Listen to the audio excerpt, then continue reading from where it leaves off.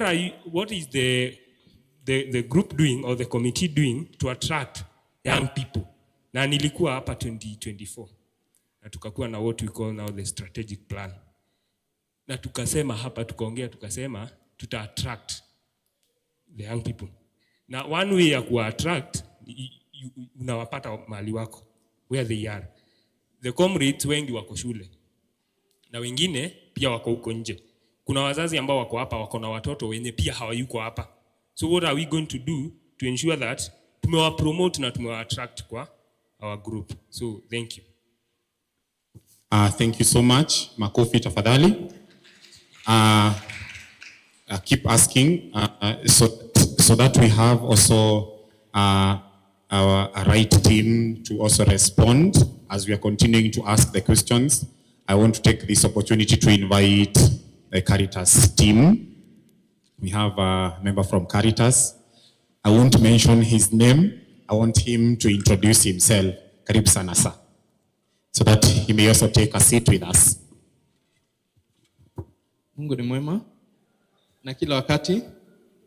Kwa majina naitwa Andrew Karaja. Kazi nafanya na Caritas Nairobi katika kitengo cha ukaguzi.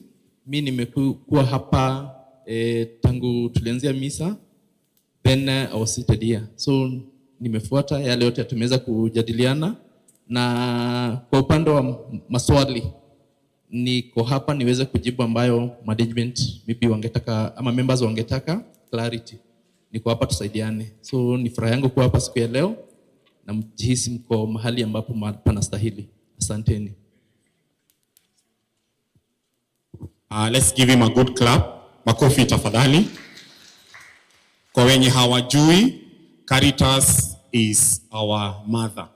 That is where it gave birth to the self-help groups. So it is very important makorome na ithwe mweno uyu nigetha ciuria ta icio tuorio ni our amazing members. They are also able to respond where we cannot be able to respond, like the questions on trainings, etc. So back to studio. Any other question? Keep asking. We want to ask as many so that when we respond to them, some of them might be cross questions where you can ask the same question but in a different angle. Karibu sana, Bwana Francis. Francis Gashoga, 2550. Kwanza niseme nipongezi kwa timu kwa hiyo kazi mzuri wamefanya. So sit through.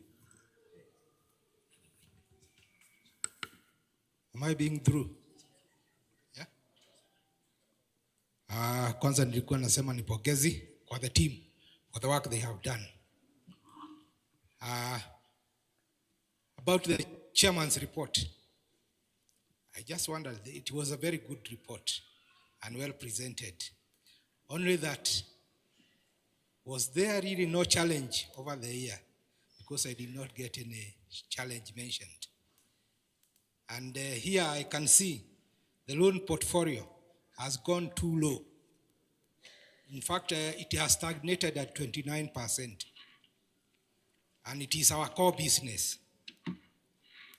So, what went wrong that the loan portfolio is not growing?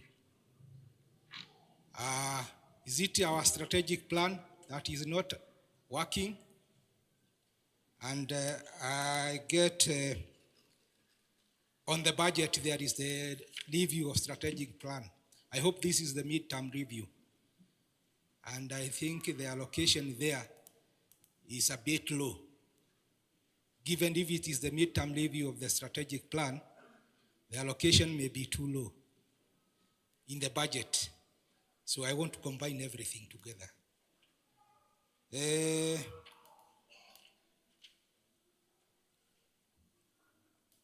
I think the education day also, I think the allocation in the budget, the education day, there are some very, very big issues I would like to recommend that they be tackled during the education day, especially this concerning the loans uptake, being our core business.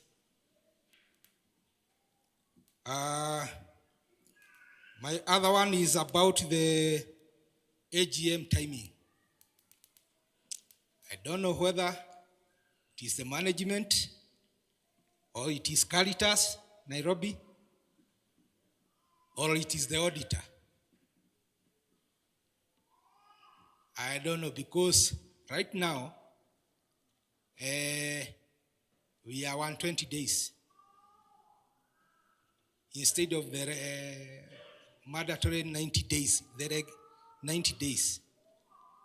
So actually, even the budget you are using now is illegal if we have to go to the regular framework. It is illegal. So what is the cause of the lateness of the AGM? So otherwise, it's a good job done. If I were asked, we could give the team 3 term, not 2 term. There is this issue of there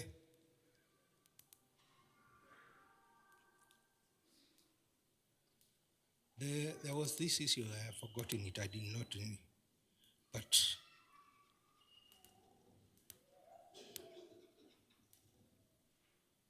sorry, if I get it, I did not note it.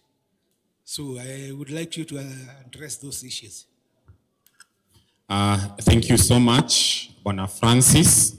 That was well addressed. Let's keep going. He has very, very credible questions. There's a member there, Faith, back there. Please raise your hand again, sir. Thank you.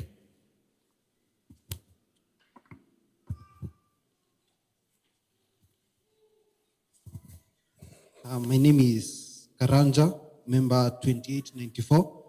I'm just curious about the budget on the management training. It has increased by 465,000, which I would like an explanation. The allowances for the committee, they have also increased by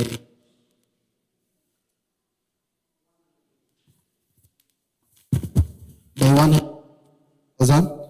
So I was also curious.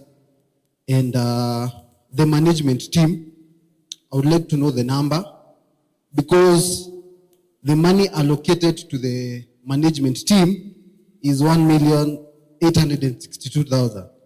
That includes the allowances, the training, and the team building. Karanja, 2894. Karanja, thank you. Thank you, Karanja, for your questions. 5892. 5890. Sorry? 2894. 2894. Thank you, Karanja. Na kuna maswali nimeona mumeandika kwa YouTube. Munauliza maswali yenye munafaa kukuja siku ya Education Day. Kama mtu akisema nikitaka kuchukua loan nitafanya aje? Kuna mtu hakujangi Education Day, but keep asking, keep asking, keep asking. Karibu sana sir. Mine is not a point of today, but my name is Martin Mure, 2701.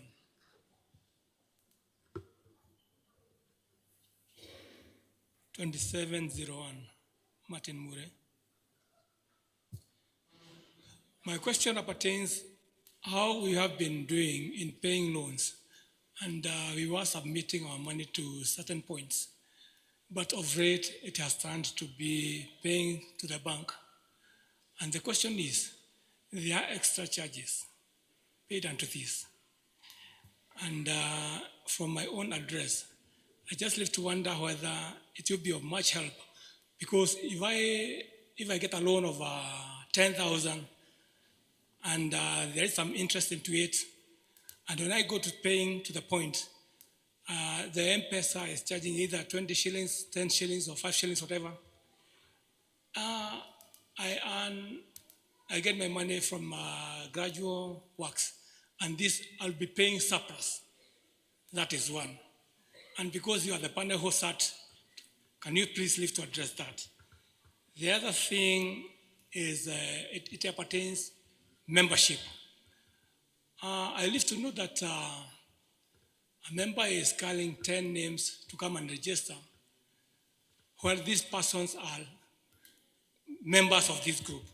If you live to judge from the numbers that are sitting, it is not even a half of the registered members. Can this be addressed fully? Because if you are there to make earnings from the group, you should avail yourself, because it is you who will keep the group growing. And the last one is just a proposal.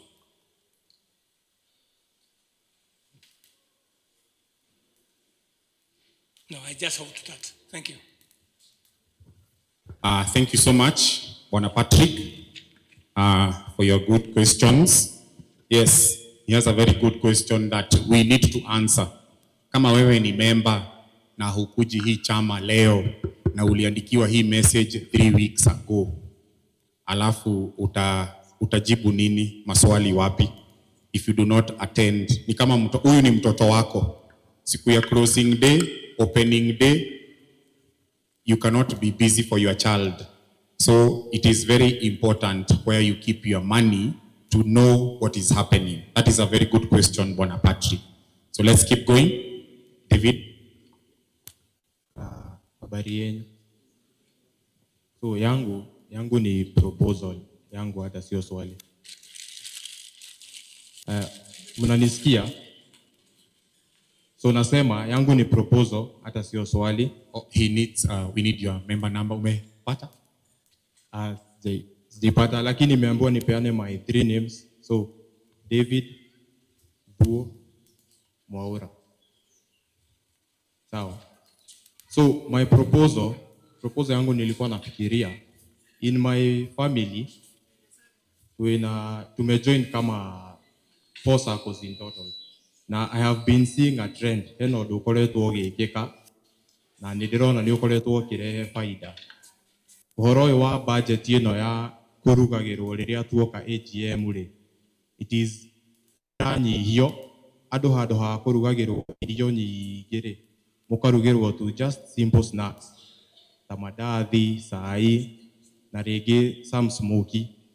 Todo most of the times you even find itireagwo muno ni by the big percentage. Todo taruta nie ndareki haha ri ndirauma thiete sitapata hiyo time ya kukaa chini ni kule. No suggest atiriri no tuike the same, we cut the cost ya gutira tukiruga muno tukakoragwo na some simple snacks niguo nginya mbeca icio ri igacoka mwena uyu wa no cieke maundu mangi na taruta cikicoka mwena wa dividend ri ni benefit tondu nona ni ithuĩ tũracokererwo ni mbeca na at the same time tukahota kugucĩrĩria andu angi tondu ni marona the dividend is a bit higher. Thank you. Thank you, David. Kuna watu wanataka kurusha mawe, msirusha mawe. Kuna chakula? Chakula iko. Ni swali tu ameuliza. Unajua unaweza David anaweza ongea hivyo mfikiria kuna chakula. Kuna chakula. But that's a good question. We will respond to it. We have around 5 minutes. 5 minutes. Na please warugama tugaki gutiri na kiuria kiuru. Hakuna swali mbaya hata hiyo David amesema. Just ask. You might probably get a response. Na ukiweza tusikize maswali ndio tusirudie swali ambalo labda limetoka kuulizwa. So we have 5 minutes. Oh, thank you, sir. Karibu.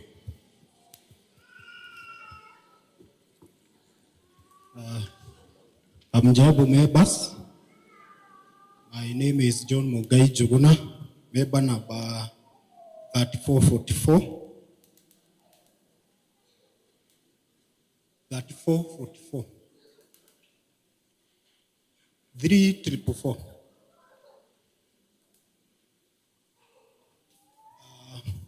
Yangu ni on loans.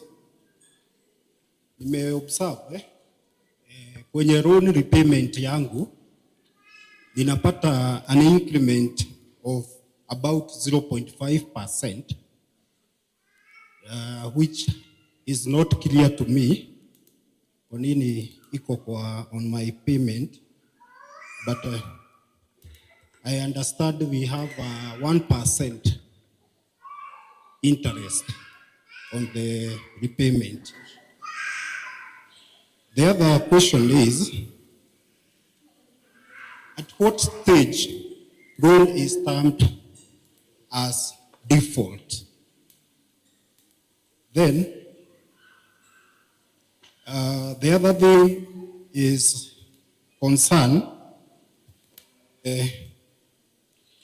members acquiring loan.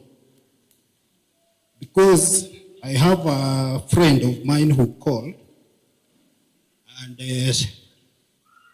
she portrayed some frustrations from the credit committee. This person had worked hard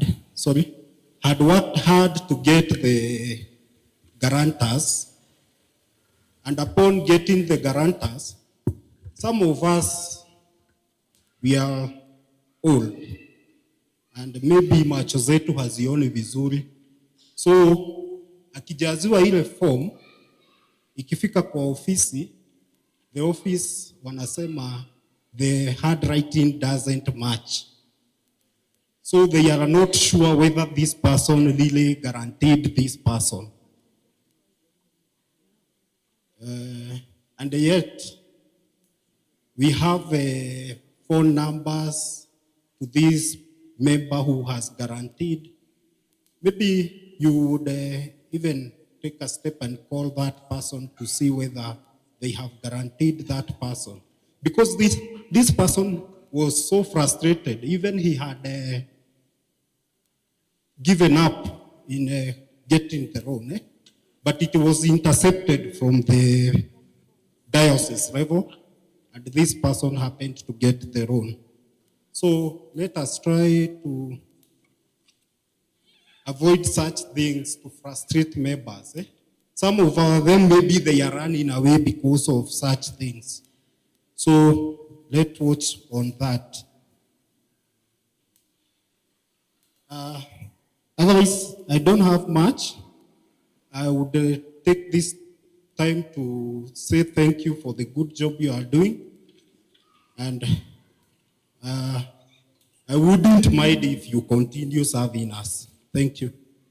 Thank you so much. Makofi ya Bwana John. Thank you. Maybe we can take the last two. I see Esther, and then maybe one more, alafu we do the response. Karibu Esther. Muriega tumukumia Yesu Kristo. Mareto ane wa maitha wa Shoru, member 3361. First, to appreciate the team. We came here last year. We fought a little, and you promised us a better surplus. Actually 10 million, and we are at 14. Thank you very much. Some changes that came in that I personally appreciate. The app to move with the digital times. Statement yakwa ekinyite ha. Idekira sirigire igire nirakinyire ithatu. You know, such a thing. Mundu ni arona na niraruta wira aria mutoe murie muigire mufango-ine. At least that is good. The SMS confirmation is excellent. Todo nogira mundu jikiria mbeca icio hana ndegukwira ndira ikirio tinde ukiuria urona instantly onoko ti thimu yaku yekira mbeca icio. So that is a very good change. We appreciate. We have change in office. Just a remark. The current office, Eto, Kevin and Tim, you need to pull up your socks. Mundu ni atigaga guthie duka fulani tondu mwendia ni aranjirie kwaria kaundu kana daranyita thimu kana you know, it customer care dictates how institution is run. You are the face of Caritas KARANJEE. St. Monica. Koguo riria nguhura thimu ngaigua ai no nie nguhura thimu njurie ng'ani akena kana no nie nguhura thimu yage kuoyo, especially yage kuoyo. That's a big problem kuria ithuĩ tutari guku Karanjee. So I want to say you need to check and restore the customer service team. Nothing against the team, I don't know them, but it's an observation from my end. Na maita maria geretie, I don't think I am just unlucky. Goda kuga hena gathina karoro. Now, the next is to the management team. Demoria tiriri. Tuoka haha tuoga maundu ri. Mwaga kumarora niki. Because we came here, this is my 3rd year attending the AGM consecutively. Tekorogereria. Koguo ndiramenya uria twaugire last year na uria turaugire this year. Ni twamuririe murore budget. I think the budget took so long we had to cut it short. And you promised us instead of the 12 million you had proposed. Ni tutige ikurwa muno, ino ni proposal, ni tuhitukiei, ni tukurora uria tutekuhuthira mbeca icio. Yet turoka umuthi tugakora 14 million. Nagweciria maybe nikio the lady who started augire we want to see the budget from last year proposal before we see the actual expenditure. What is this that you are doing that is not aligning to our budget to a tune of 2 million shillings? While ido iria twarwagira muno ta training ya 500 muthirite 67. Koguo musevete hando 400 no ne mo managete kuhuthira hando hangi 1.6 million excess. Hawe na gathina kanene muno kagereire kurorwo. And when you are drawing the budget for the next year, mutiageire gucokera the same errors that you need to learn. Todo doge make the same error I make it last year. Twamuria murore ugika budget ya this year. If for nothing else, you know, that should stop you. My other question now, my actual questions to the budget is to ask, I'm having a discrepancy on the actual figures in 2025 on the printout,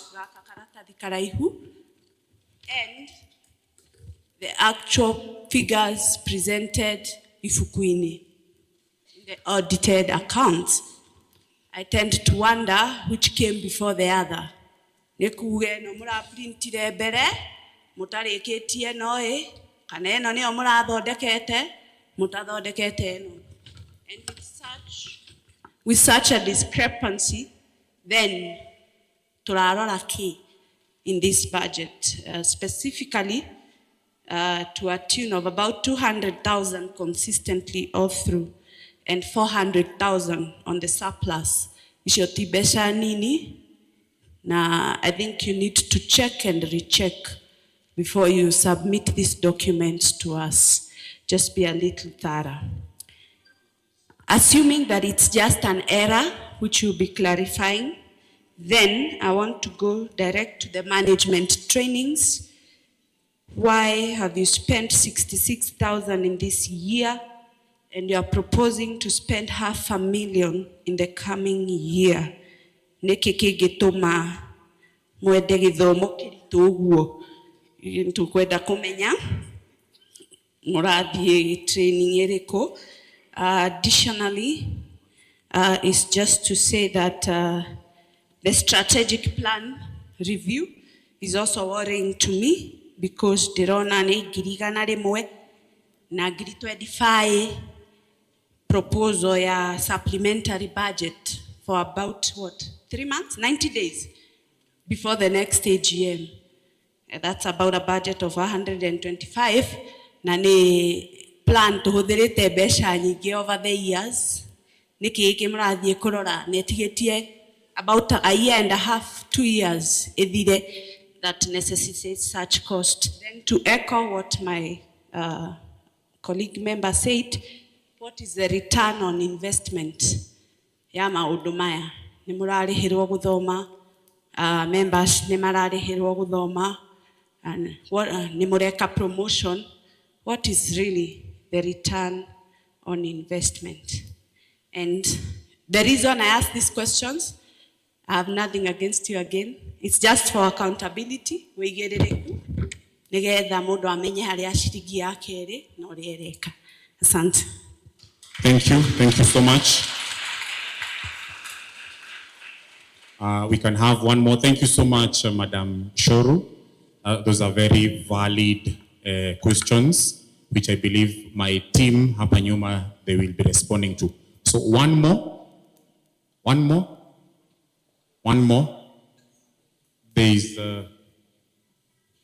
There's a gentleman there. Oh, sorry. There's a Shosho here.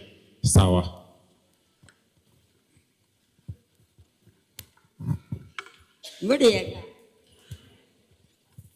Muriega amaretwa makwa njĩtagwo Rahabu Nyambura namba memba ndĩ 952 nyona ningũragia ta mwanake ũcio kũragia kana tũtige kũrugagĩrwo irio mbeca iria mũtũrugagĩra nacio mwĩke mathabu na iria mwandĩkaga andũ a kũruga umenye kĩrĩa mũngĩtũheaga tondũ andũ angĩ maumaga kũnene ukiona nĩ tigiti acarithie no nega tigiti ga kũinũka athiĩ akĩnyuaga cai kĩrĩa mũkũmũhe na wĩra ũnyihanyihe niĩ ngũragia kana no kũhoteke. Thank you.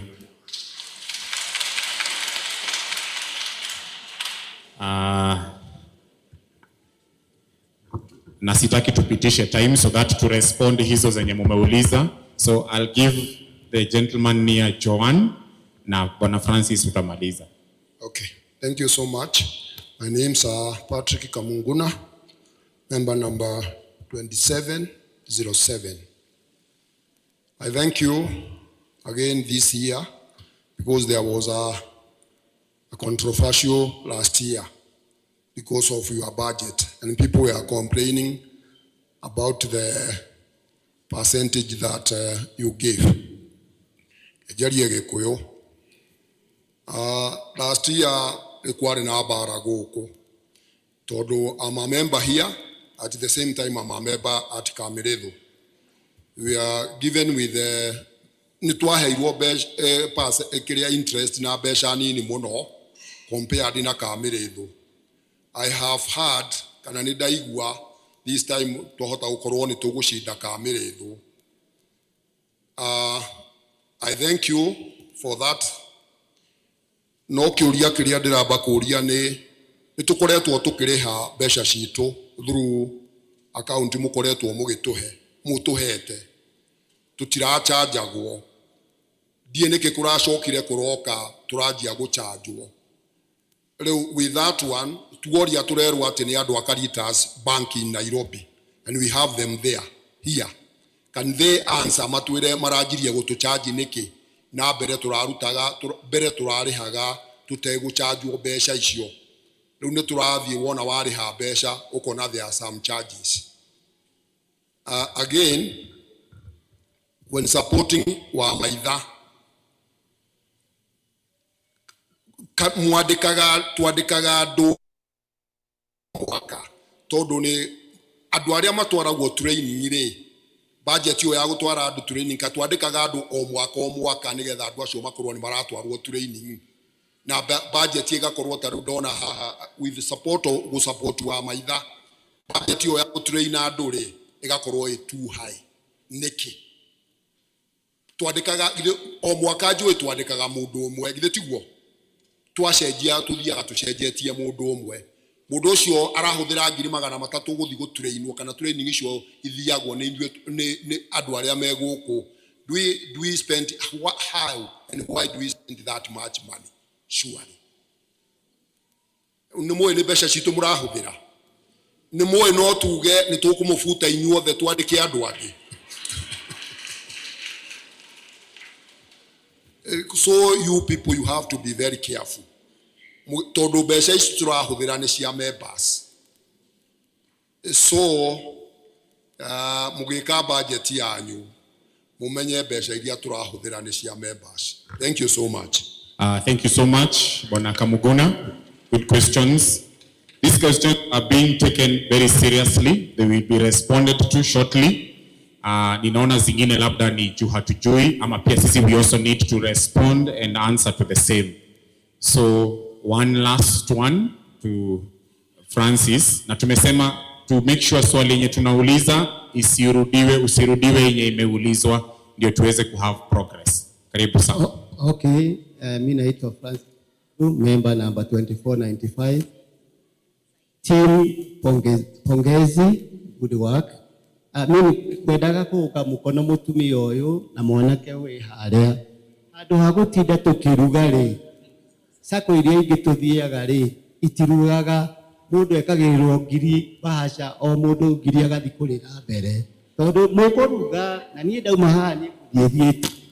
Tondu na maundu maingi ndirenda guthi kuhingia. Twikirire andu aya mundu ngiri na bahasha mundu okiaga bahasha yake athii. Oh, tu. Thank you. Asante. Asante members. We appreciate your responses. Todo nikiama nikianyu.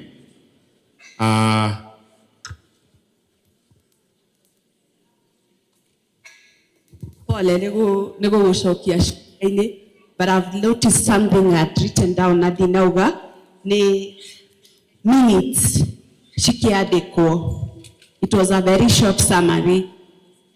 Members ni moririe ciuria na igicokio in a satisfactory manner. Full stop.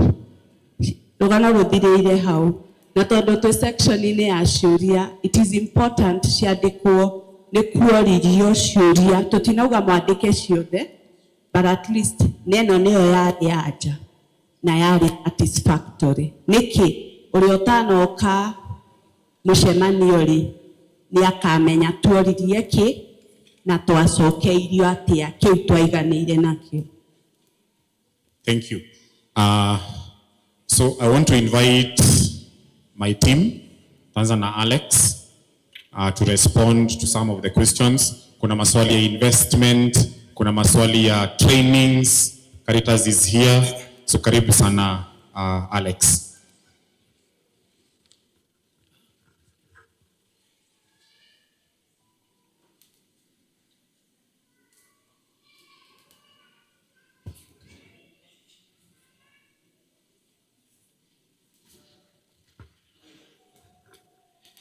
Hamjambo tena.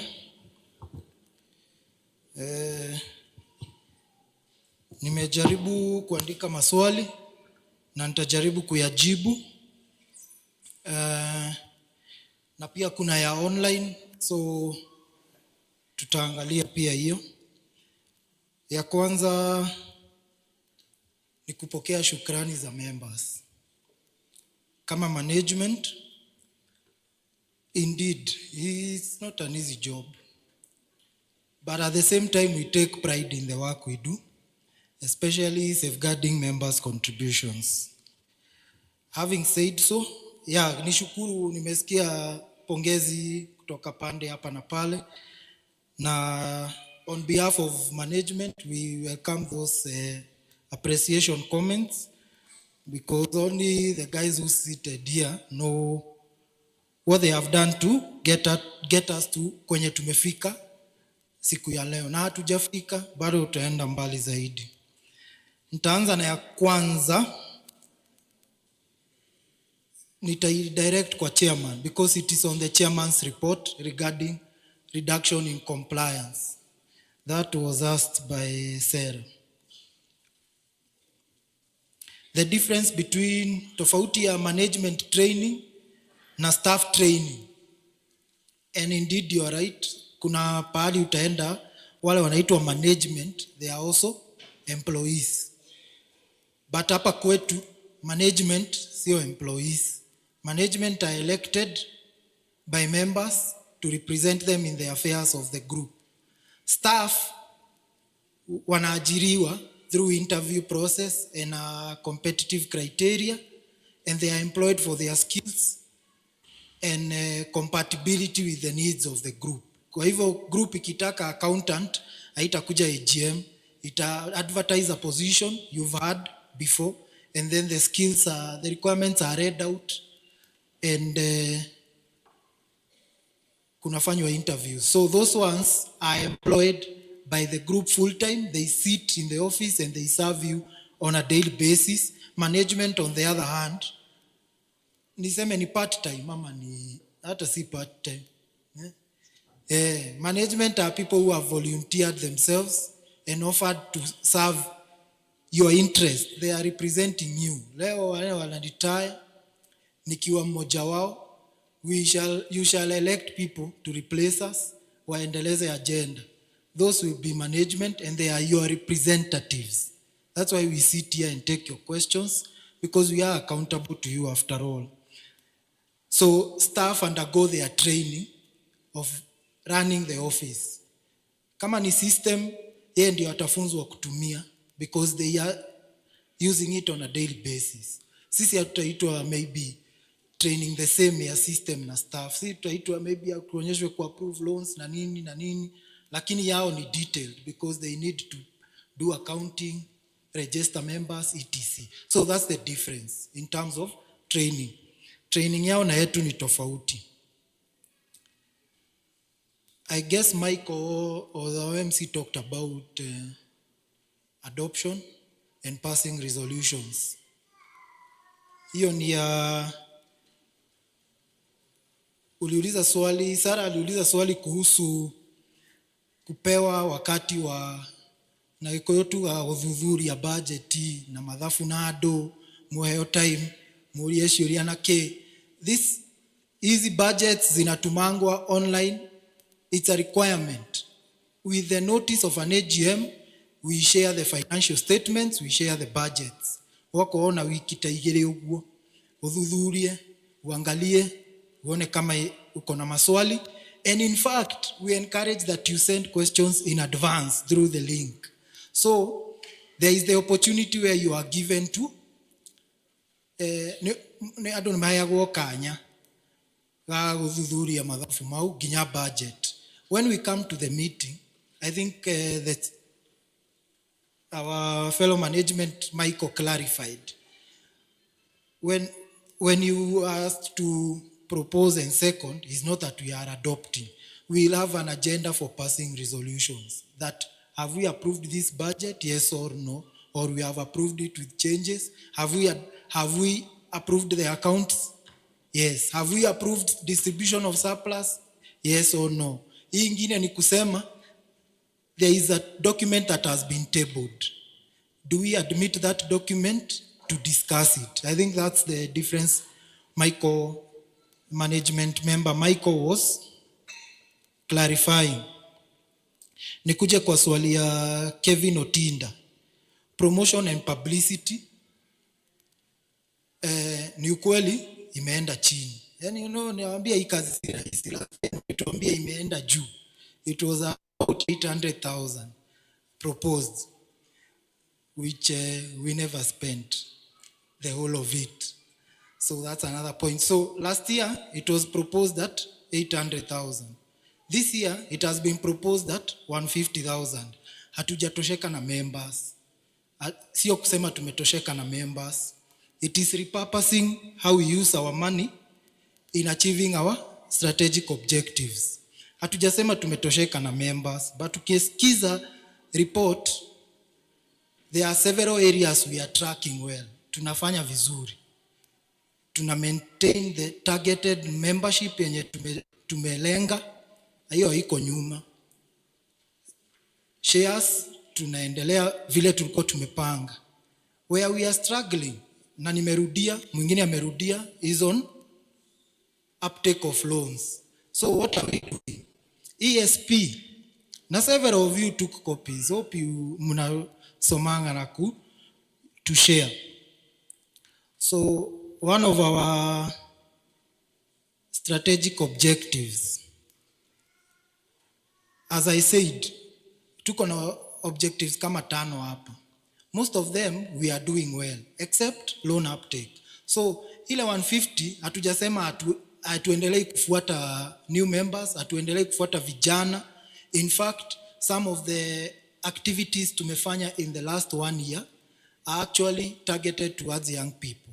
For example, engaging on social media. Watu wengi wako social media ni vijana kweli. So kama tushafungua accounts social media, hiyo sio kitu tutafanya mwaka nenda mwaka rudi. Tunafungua once and we start posting going forward. It won't cost us anything engaging the young people on social media. So huko bado tunaendelea. What we are saying, the 150 we want to see, and I am happy mnatuambia hii ni kidogo, muongeze iweze kufanya kazi, but I think management have assessed that it will be sufficient. So and I'm telling you I'm retiring, so wale wataendelea kwa ofisi o mikakati yenye tumeweka ya mwaka ujao is to boost loan uptake. So the strategies you adopt for loan uptake ni tofauti na ya promotion, ya kuleta more members. Now you need to promote your products, you need to restructure your products, you need to engage members, they tell you why they are not taking loans. Na pia kwa point ya Mr. Francis, we acknowledge loan uptake imeenda chini. Not loan uptake, our outstanding loan balance imeenda chini. It could be attributed to vile nchi inaendelea, unless kuna mtu, unajua tuko na members pia wa huko ugaibuni wako majuu, labda kwao si kugumu, lakini hapa Kenya na sisi wote tuko hapa pia uchumi si ati ni vile inanawiri. So we understand that there will be good times, there will also be tough times. During tough times, the question to us as management, what do we do? One, to make sure wale wamechukua loan they won't default, because that's the biggest risk. Mtu amechukua loan yako na ashindwe kulipa. Wakati mambo ni magumu, hata kwanza una focus na hawa wenye wamechukua kwanza, uwabembeleze, mumanage your loan, musukume iendelee kulipwa vizuri. Then uanze saa kujiuliza, what else can we offer these members outside of, kama mambo ni magumu, chances kale ka project yako ya development utasimamisha kwanza. Lakini kuna vitu vingine isimamangi kama kusomesha watoto, we have our education loans product. Kweli kama ni emergency, hakuna mtu anajua emergency inakuja, but we have such products. We continue to innovate. Na ukisoma strategic plan, some of the activities to curb that do not require additional costs. For you sitting down and analyzing the products you're offering and what more you could offer members, it's not costing us anything. So we didn't think it would attract any budget per se directly. So maybe that's the explanation, but we still continue to attract members and also young members. Tuko pamoja Kevu? Inakaa ina make sense. Lazima iwork.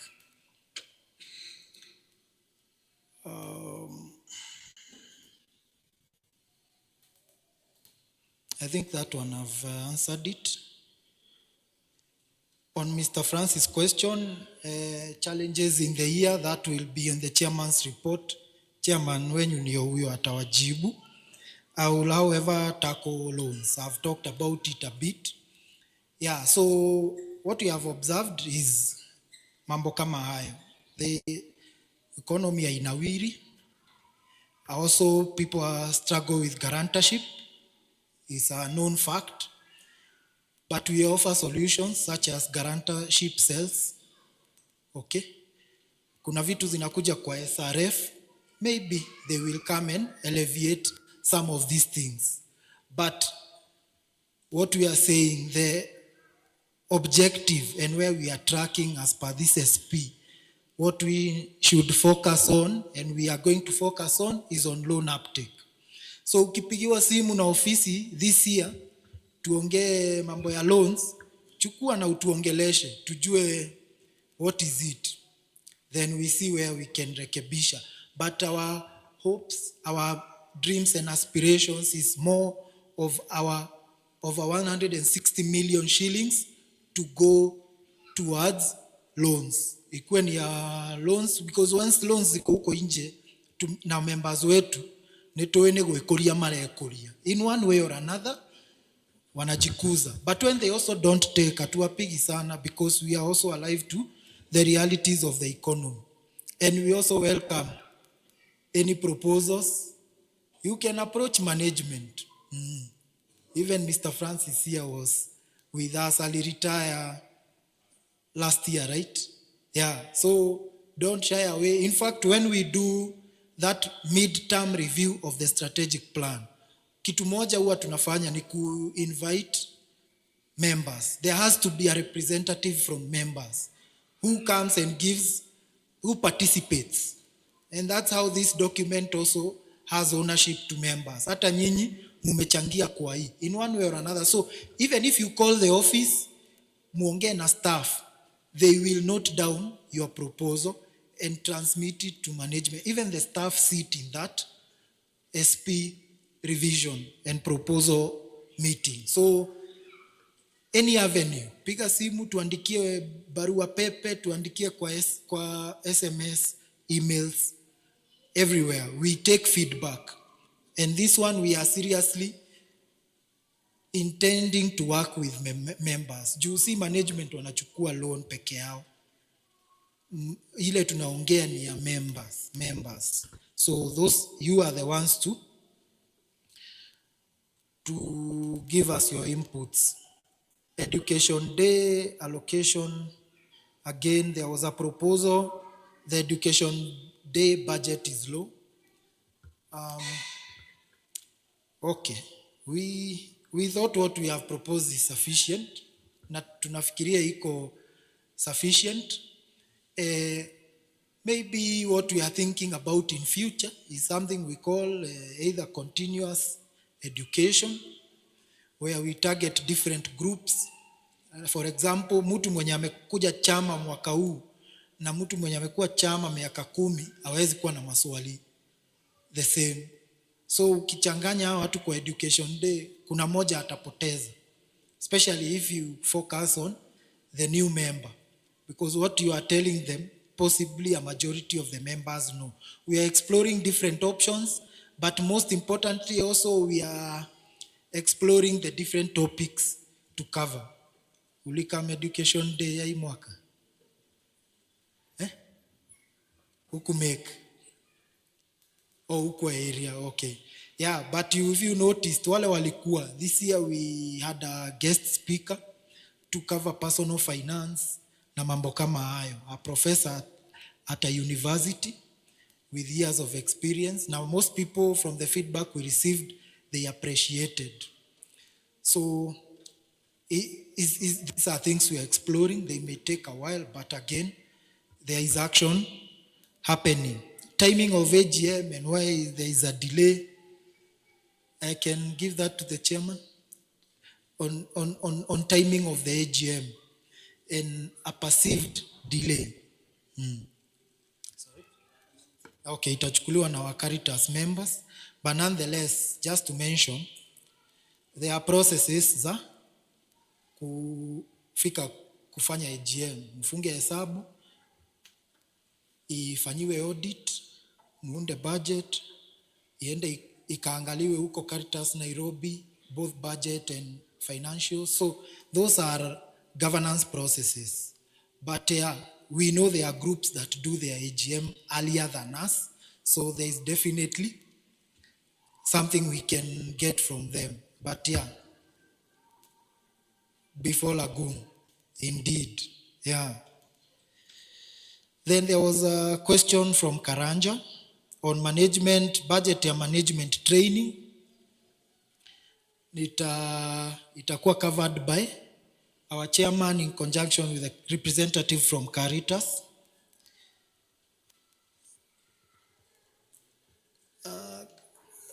Karanja bado wako around? Ama ameenda. But he also asked how many members of management are there, I think alikuwa anataka kufanya what's the average cost of a management member. So we are 7 management members and a patron, so tunakuwa 8. Okay? Patron ni mwenye alifanyia sisi misa hapa asubuhi. Father Gishoro.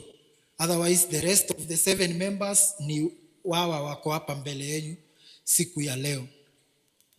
It's a good analysis. I think it can be informative. But once again, the structure of the group is that you elect representatives, they manage the group, mtu anafanya yake, anatoka, mwingine anaingia, hivyo hivyo. So I don't think we can all manage the group. So we have to elect representatives. So just to answer that question, we are 7 plus a patron to make it 8. There was a question from Martin.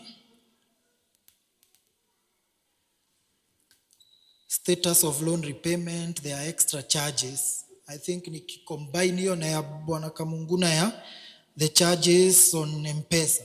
Niwache chairman and Caritas, they will cover that.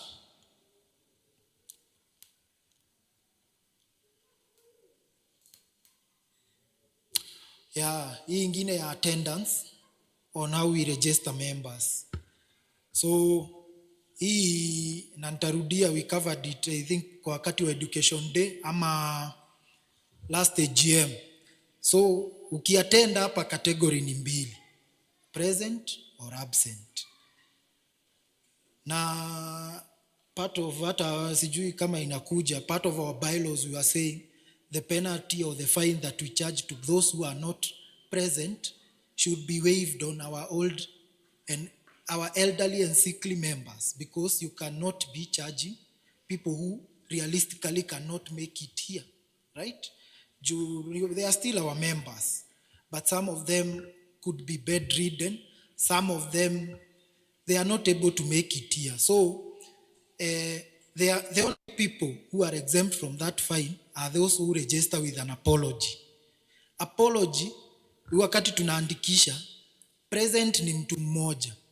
Au wengine utaandikisha hata uandikishe watu 50, the rest of the 49 will be registered as absent, which is good. It's a good courtesy to know alingependa kukuja but kwa one reason or the other hakuweza kuja. So the ones who are charged are the ones that do not even register an apology. So in terms of the numbers ya wale wanakuja mkutano, we have accurate numbers. We have accurate numbers which we compare.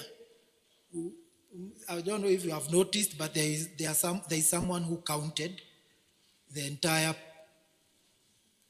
attendance. Wale wamekaa hapa chini siku ya leo, mshahesabiwa. So tuna compare hiyo na wale waliregister online. Then that is what informs us in terms of budgeting for these events, kujua how many attend our meetings. So it's not that we register everyone. Ati hata useme watu 10 wote wataandikwa 10 present, but we take the courtesy of informing us that these other 9 could not make it but have sent me with an apology. There are those who appoint proxy, yeah? Inaitwa proxy, yes. Proxy ni kusema hata mimi nimeregister mmoja, yeye ametumwa na shosho yake. Si shosho yake ameappoint someone as a proxy to represent them in this meeting. That person is registered as present because once again we have elderly members, we have sickly members. Kuna members wako wanafuata online, they are not in the country. Kuna wengine pia wanaendanga outside the country na wanarudi. So we cannot be saying that everybody attend. So that's how we manage that. We register present members and absent members, and then absent with apology. Yeah. But yeah, I would also encourage that we also maintain our integrity. Usiandikishe mtu kama haja kupea apology. Ama don't attempt to register people who just refuse to attend. proposal by David Thuo and others. Hizo nitacombine. Hii budget ya hospitality, we run a budget ni ukweli during meetings for hospitality where we used to serve tea and lunch. So this year kuja kuwa na tea and snacks, but there is lunch and we've had you. Hiyo wacha niachie chairman. They will take it up. Even if we are to strike it today from the next meetings in our budget, it's okay. But just a summary. Haiwezi fika 1,000 per person. Hiyo nayo na I assure you. Outside catering is not that expensive for watu wengi. In fact, to give you the figure, it used to be around, tulikuwa tunatumia kama 70,000 for hii outside catering. Vitu imepanda soko nini, is between 70 and 85. Hata tukichukua hiyo pesa tuwagawia hapa nyinyi wote, haiwezi fika 1,000, but we get it. If we were to take that 85 through surplus, remember niliwaambia surplus inagawanywa mara ngapi? Kabla ikufikie ikuwe surplus, inagawanywa percent inaenda kwa reserve. 15% ya hiyo 80,000 itaenda kwa reserve. Tithe ndio ufikiwe na ngapi? 75. So it is okay, you are the members, but I was just giving you a background. In fact, I think for the better option is hiyo ya bahasha, lakini mkisema ipitie kwa surplus, I don't think it will be, it's negligible to summarize. But we take the feedback, na wakati wa budget, chairman will handle that. Whether you want it stricken off, it's okay.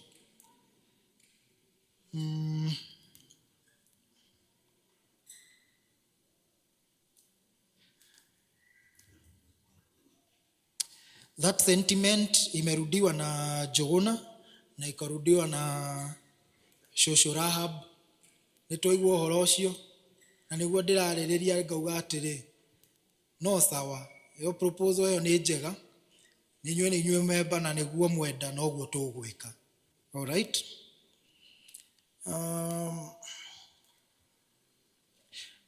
Nilisema kwa kuheshimu masaa ya members, let's not tackle personal matters. But because it was asked, I will attempt to answer it. But tunawahimiza wakati wa masomo ukuje masomo, ndio wakati wa AGM usiulize maswali ya masomo. Kama kuna kitu yako unaona hii kwenda mzuri, tembelea ofisi. Kama hukusaidiwa, kuna namba za hawa members wote wa management that you can call and tell them I have a problem with the office on 1, 2, 3. Can I be assisted? Instead of maybe facing the frustration, because we are not in the business of frustrating members. Tunaweza wahimiza mchukue loan na tena tuwazungushe mkichukua loan. Not realistically possible, but I do not refute that kunaweza kuwa na mambo kama hayo hapa na pale. So what I'm saying, instead of staying frustrated mpaka AGM, action right there and then. Hii chama ni yenu. Ukishindwa kupata hapa management member yoyote, hata patron alishare number. Oh, it's the former patron. Yeah, even the former patron was saying, if you can't get help from the office, from management, call me. Because some of these things ni ya kusuluhisha haraka haraka. But don't be frustrated whatsoever. So alone is termed as in default. Ilikuwa yako. Alone is termed as in default, ikipitisha.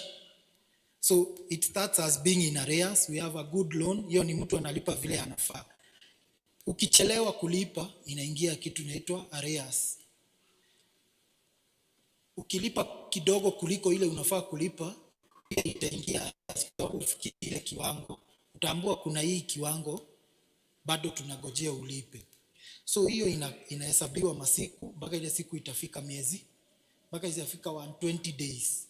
Sasa 120 days, hiyo saa tunaweza sema, hiyo loan is now in default. But between 0 and 120, kuna vitu inakuaga ikifanyika.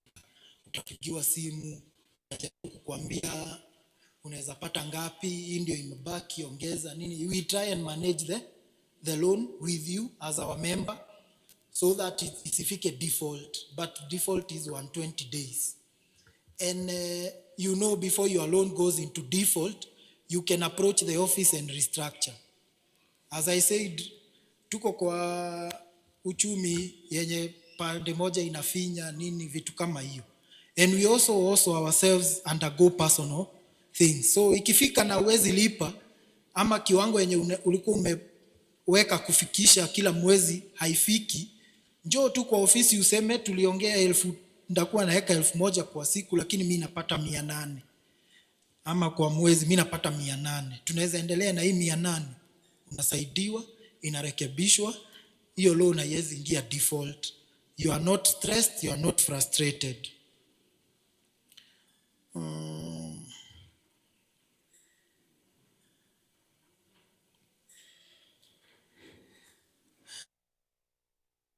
So, kwa loan processing, as per our SP, we have really tried to be disbursing loans within days.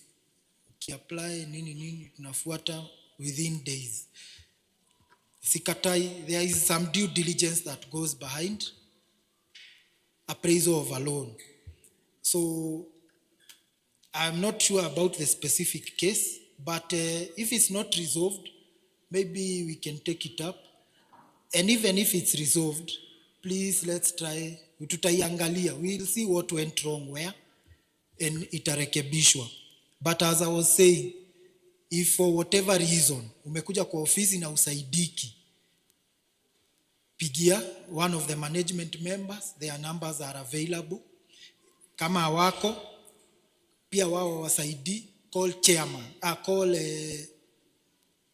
the patron. But haiwezi fika hapo. It can't reach there. That one I assure you. So let's continue that way. Niko karibu, niko two last ones. Both of them start with appreciation of effort by management. Asanteni. Customer service was asked by Washuru. So, umesikia wanasema there is possibly going to be an additional staff. So, huyu wanakuja specifically kudeal na mambo ya member affairs, or what you would call customer service. At least that's what I know the plan is. Otherwise, if they come in a different capacity, one of the staff who are already there will be repurposed to deal with member affairs, such that there is a dedicated desk and person to, kwa sababu kazi ni mingi. That's the report reaching us. There is a lot of work at the office currently. So I believe that will be addressed through that. And then we have our partners, Caritas here in Nairobi. They can take that as an area of training needs assessment to train people on customer service, how to deal with members, even when you are under pressure. So that's taken. This other one on expenditure not within budget. I believe last year we asked for 6 million. Kweli? Tuliomba budget ya 6 million. Na kama sijakosea, it's okay. Let me take both. Yeah, budget ya last year iliomba 6.3 million. Expenditure ya mwaka huu ni 5.7 million. Yeah, na hivyo ndio hali inaenda. You know, budget is an estimate to guide you through the year. Some areas you will spend less, some areas you will spend more. Let me say slightly more. Na tuliwaeleza last year tunafanya an activity based budget. Tutasema hii mwaka tutaenda Limuru soko kupromote group, hii ndio budget yake. So tusipoenda, hiyo budget haitaenda anywhere. It will not be used. So that is what we do. So kwenye imepita, haijapita kwa sababu tulifinya huko kwingine. It's because maybe the estimates went above what was planned. But generally, I think personally I'm happy to report that we asked for 6.3 million and we spent 5.7 million. Granted, kuna kwenye itapita na kwenye itakuwa chini.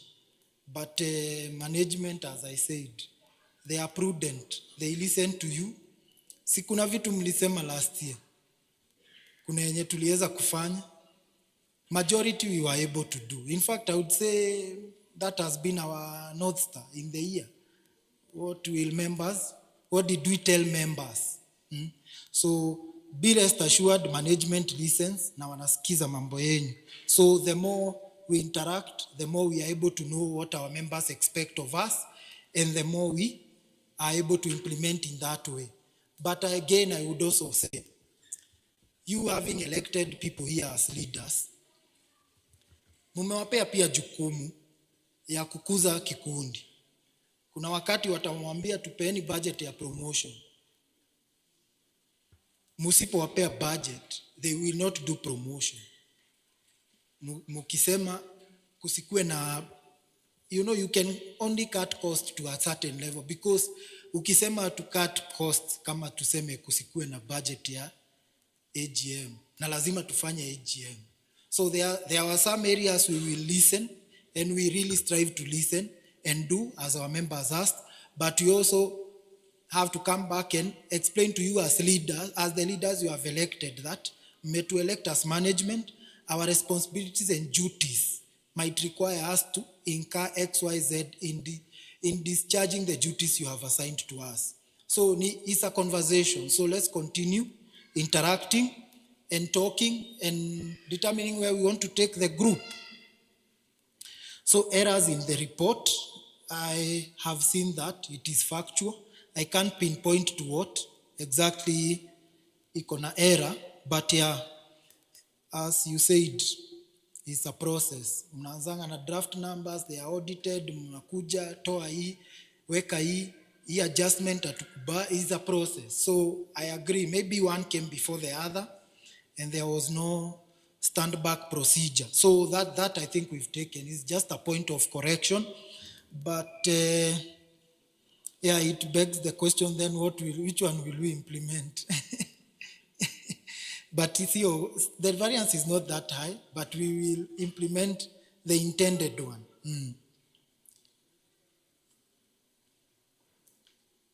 Training, again, as resurfaced, I will again defer to chairman and Caritas representatives, and then I skip to, was it ROI on promotion and marketing?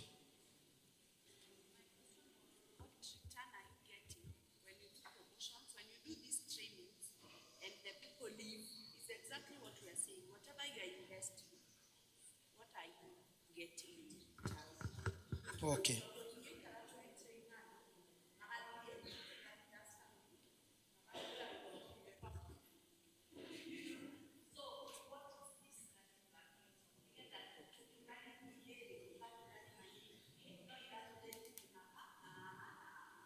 Understood. So, nianze na hiyo ya training, I defer to chairman and Caritas Nairobi. They will handle that. Hii ingine is similar to that question that was asked by KARANJEE. What's that unit cost of managing a member of management, of having a member of management in office? I think I would relate it to that. So, ya kwanza, ROI on promotion and market, that's a very good question. And I think it's actually philosophical. Hopefully, tukipata member of management with that background in marketing. But I believe they talk about things like visibility, brand awareness. Watu wajue kuna kikundi, hata hii kanisa imeweka kibao pale nje. It's not that they want to attract more Christians, ama wako na, they don't count that from that angle of what is the return, what am I getting. There is aspects of, as I said, visibility, awareness that kikundi exist, what we offer. Some of those marketing activities, And this is a very academic answer. You sort of throw mud to the wall and see what sticks. Because where's the same? If that were the case, then people would just be adopting one single method of marketing or promotion, because they are guaranteed that is what will bring returns. But that's not what people do. Even, okay, let me not mention companies, but that's the case. Utaona kampuni iko kwa TV na advertise, wamebrand malori, wameweka billboard, wako na influencer, all those intended for either marketing or driving sales. So maybe down the road I may have an answer for you, but feel what you'd have told us is if the management is comfortable with that. Direda kwirwo turahũthĩrire ngiri igana ndũnyũ na turonire customer atano na maroya roni koguo nĩ turonire ciringi igĩrĩ. I don't want that technical side. What I meant is muikare thĩ mũrore, mu evaluate, muge atĩrĩrĩ, koguo ona hatirĩ bata wa gũthiaga ndũnyũ tondũ tũtinona benefit. It doesn't have to be monetary, but it has to be evaluated and asked. Mwĩyũrie, tweka ũũ rĩ, tũragunĩkire nakĩ? Twathomithia andũ aya rĩ, tũragunĩkire nakĩ? Ona okorwo ti ciringi. You get my point? Well, thanks for that clarification. Now I think I'm a bit free to speak. Hiyo ingine ilikuwa tabu kidogo. Correct. So kuna committee inaitwa capacity building. It's headed by the vice chairperson. So I think in the chairman's report, it's something we can be incorporating. What is this impact and how do we feel on the investments we are making, maybe in promotion, the investments that we are making in training, but again, training I defer to chairman, it will be discussed in detail, and Caritas representative. Yeah, but I think that's a better way to ask it. Are we comfortable as management? And we take that. I think it will be part of what we report on an annual basis. But kureport ile yenye mlitupea last year, na tulitumia ngapi? 174. So last year ndio tulikuwa tunaanza. It was our first time doing this, and personally, I think as management, what we spent, we see value in it. We, for the first time, engaged our members during customer service week. Kuna wale walikuja kwa ofisi, watu managwo nginya ni andu memeshie. Tathie kuudira iguane kule na kina. And during that time, you get to interact with members, know the pain points, know what they are saying, and you can incorporate that in your future plans. So I think we can take that as a point going forward, and how we report and interact with you. It can be captured. The last one was by Mr. Kamunguna. Again, appreciation, payments being charged, I think is the M-Pesa. Caritas Nairobi, is it Nairobi or the bank? We'll take that up. And also the training budget. Training budget pia tuseme will be handled by Caritas.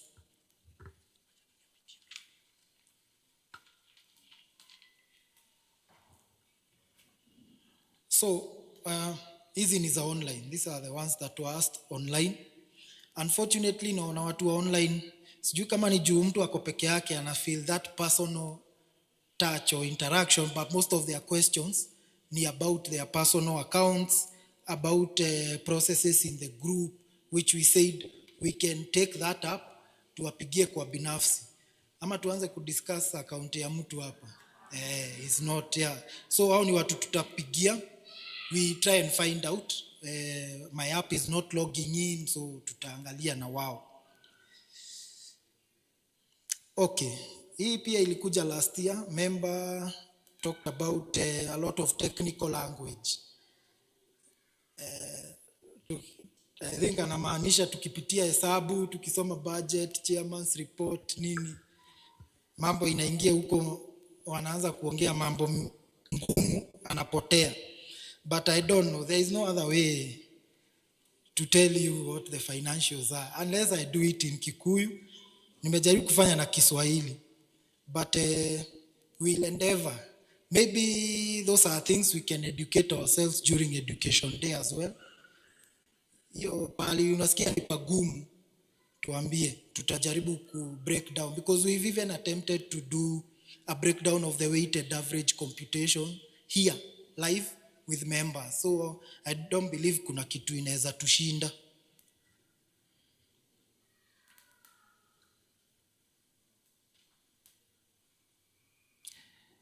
Do our dividends increase as our shares increase? I think anamaanisha yake. So it's true. The more shares you have, the more share of surplus you will have. But it is also weighted between when you contributed. And in the, it's weighted so that what you contributed in January earns you more than what you contributed in December.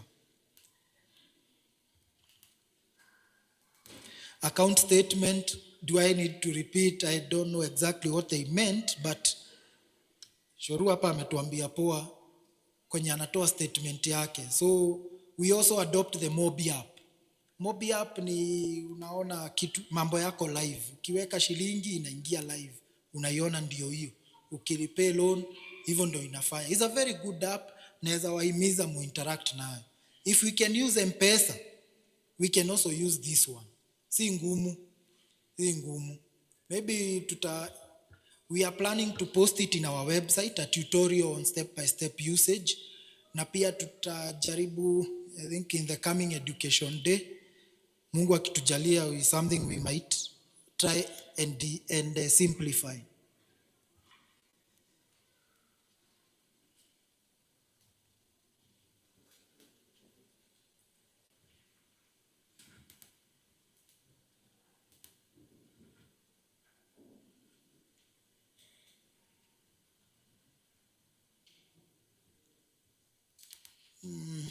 What measures is St. Monica doing to assist members who are in default and reduce withdrawals brought by financial constraints?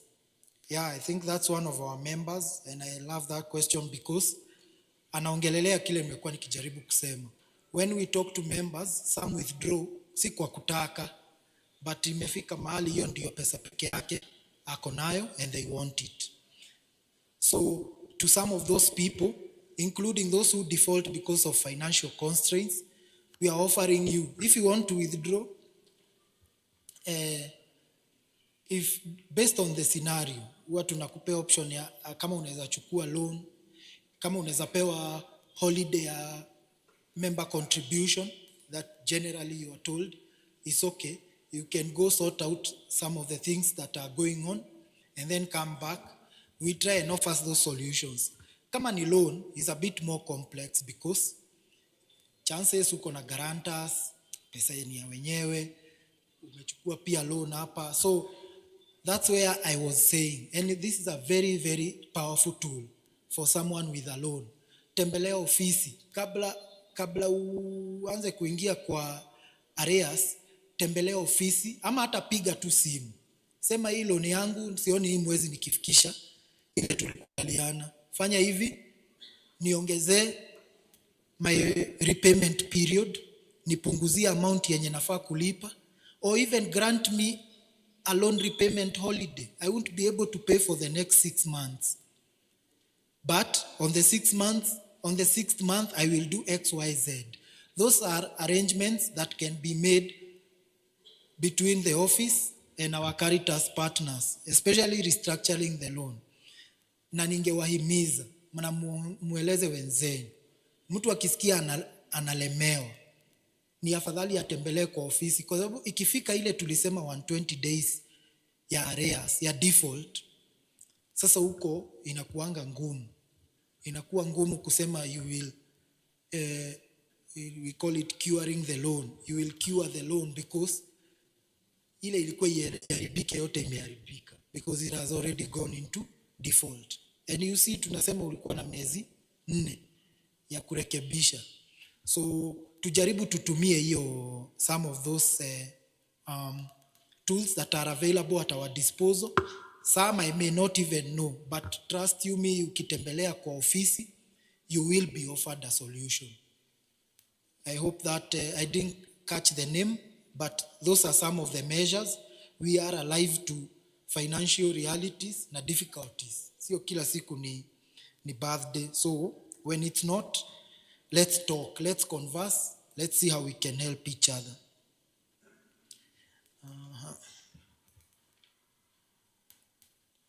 Hizi zingine naona ni zenye nimecover. With that, let me thank you for listening to me and for your questions. Continue to be active members of your group in managing the affairs, and encourage you to also take leadership roles and join the management when you are able to. Otherwise, thank you very much, and we appreciate you and we feel your support. Thank you.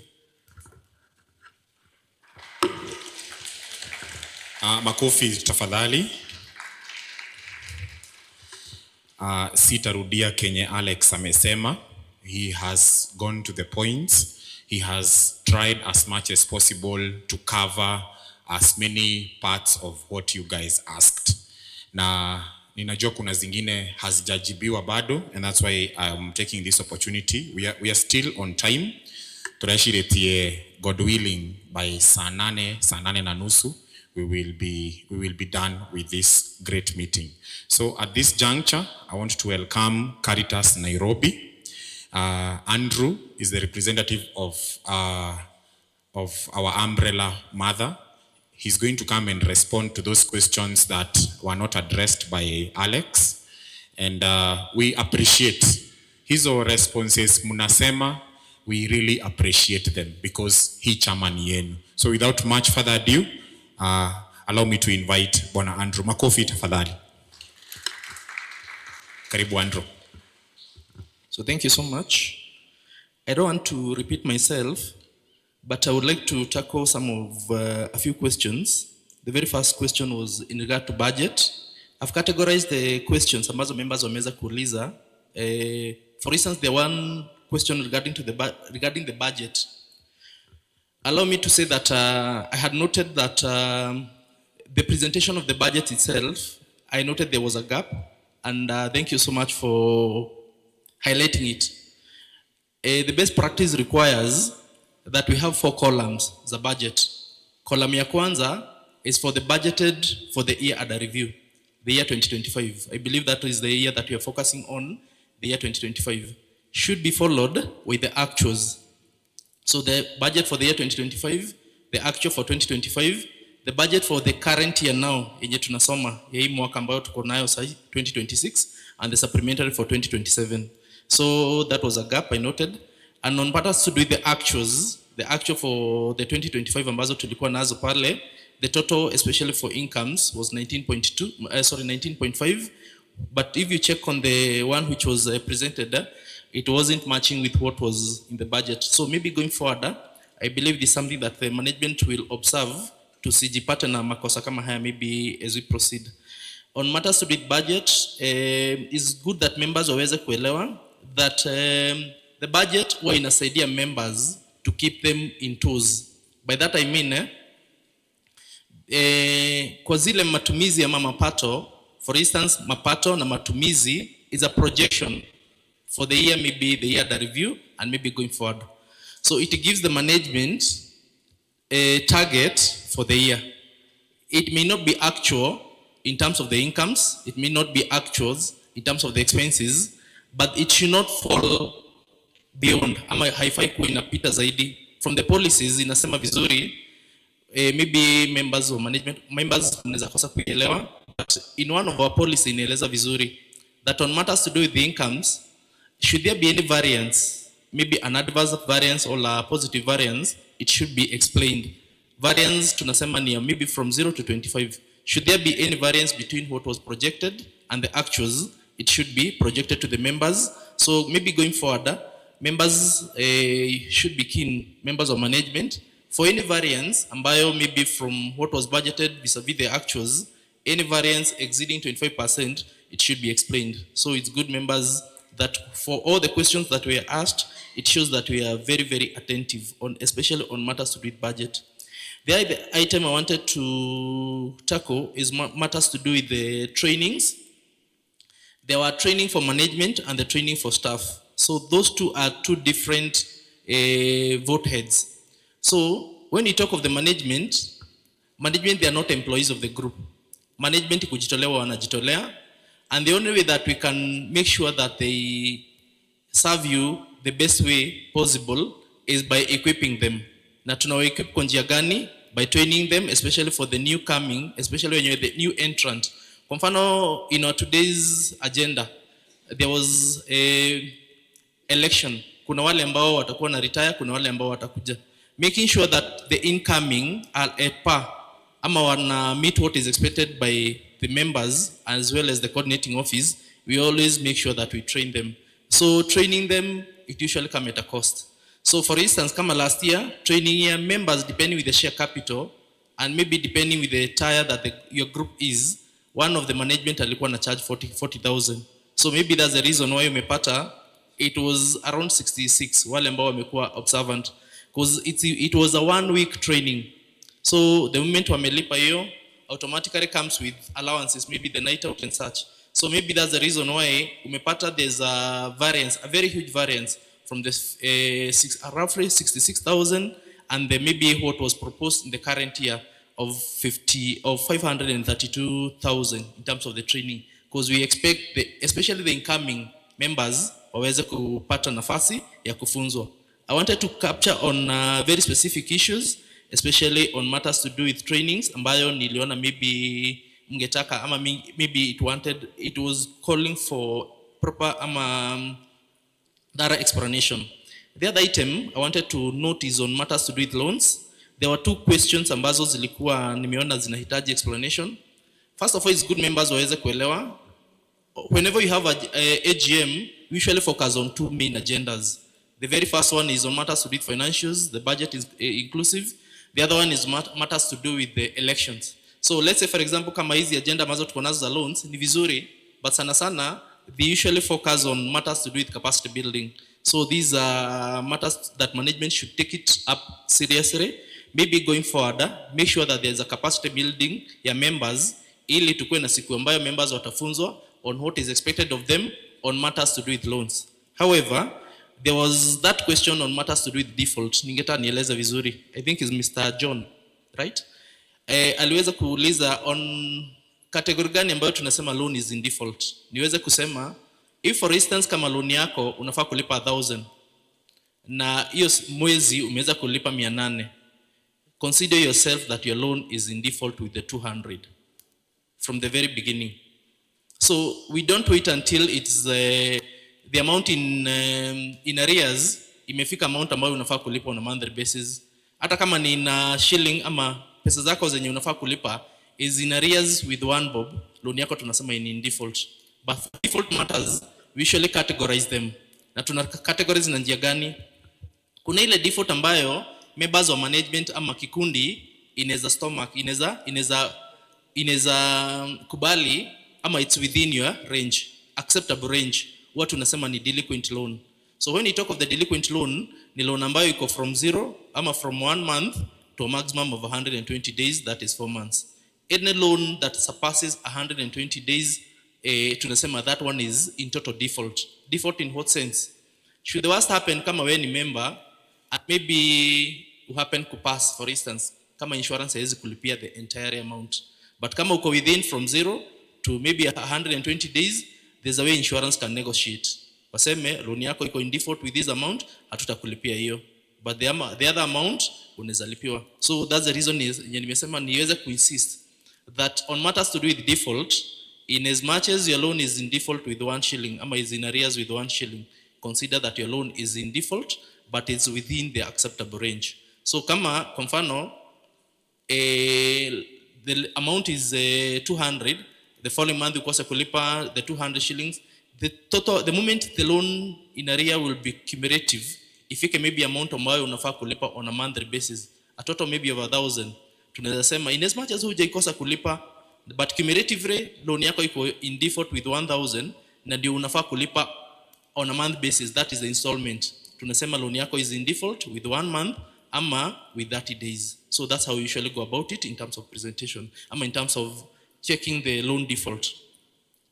On matters to do with the, there was a concern still you raised on matters to do with loans on a case that was appraisal issue and verification of the guarantor. I want to say that I don't want to say that maybe the management walifanya kitu mbaya, but I want to recommend them on matters to do with there's something we call forgery in terms of the documentation.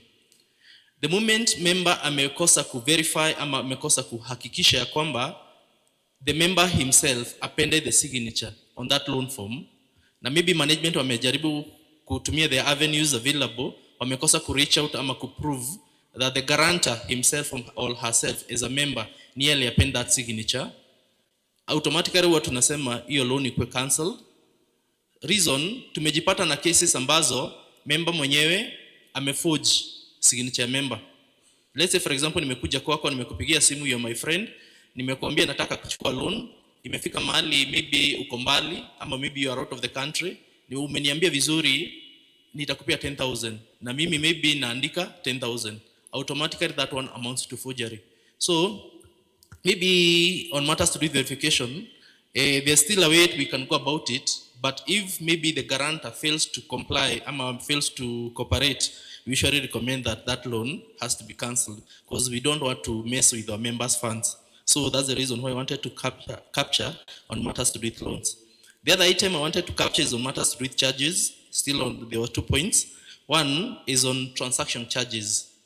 So when we talk of the transaction charges, there are that charges ambayo initially when we onboarded with core bank system, kulikuwa na pay bill ambayo ilikuwa 899,790, the initial one, yenye hiyo ni universal ya Caritas Microfinance Bank. That one ilikuwa inakuja na charges, but the bank wakaona ni vizuri, since we were one of the biggest shareholder in terms of the share capital, the customer service, the customer base, they came up with a product ambayo it was kind of customer charges free. In what sense? Members wakideposit pesa hawakuwa wanachajiwa. What the bank did, ni wao wali absorb the charges, the convenience charges, the transfer charges in pesa. So there are 2 ways to go about it. Let's say for example you are in business, there are that charge tunasema ni either business to business, business to customer. There's a way you find kama ni services ambayo ni mandatory ufanye, you may find sometimes the institution passes the burden to you because una option. Si ni kweli? Let's say for example kama ni kulipa stima, si lazima zikikatwa lazima ulipe. But when you are in business, there's a way you usually try to kind of share the cost with your clients because hutaki waumie. So at some point bank ndivyo ilifanya, the Caritas Microfinance Bank, siwatetei but ndivyo walifanya. They gave us a pay bill which was free to deposit, the 899,8990. Now at some point ikafika, the transaction charges, they accumulated to a huge amount of money in the financial year, and wakaona ni vizuri they share the charges with the members. So that's how tulijipata that whenever member are making deposit to the pay bill, the 899, it's coming with a cost. But if you check kama wangeenda to the extent way members wangekuwa wanachajiwa zaidi ku deposit. So there was a question yenye baba aliuliza pale, and how that's how the bank that's how we found ourselves being charged. Tunasema ni convenience fee. Convenience fee in what sense? Kama let's say for example ulikuwa na deposit pesa kwa bank, ungeenda uline up yes na ulete receipt huko, si ni kweli? But let's say for example depending on the amount that you are depositing, kuna kale ka charge kenye. So for now tumejaribu kuongea na bank na wakatuambia that's a match, because there was a time hata tulikuwa na kikao na director na CEO wa bank Mr. David Mukaru, akatuambia for now charges zimekuwa mingi, we try to bear with what the bank has managed to do so far. So that's how we found ourselves now incurring the transaction charges. Kwa wale members sana sana wangetaka ku deposit bado kwa bank, yes still open, but try to find it this way. Ukideposit lazima utaleta. na maybe ukileta lazima you have to present to the staff akuwekee. Si ni kweli? Kuna ile nafasi, kuna ile muda ambao utapoteza and maybe hutapata details zako instant. So that's how the convenience sometimes inakuja kuokolea members. There was a question in regard to loans ambazo zina charge more than 1%, I believe, on matters to do with loan interest. So what happens, loans zetu tunasema ni 1% as per the policy, 1% on a reducing balance.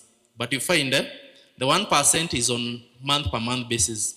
You find kuna zile months ambazo ni za 28 days, kuna zile za 30 ambao sana sana ukiuliza mtu how many days that a month has, it has 30 days. Kuna zile ziko na 31 days.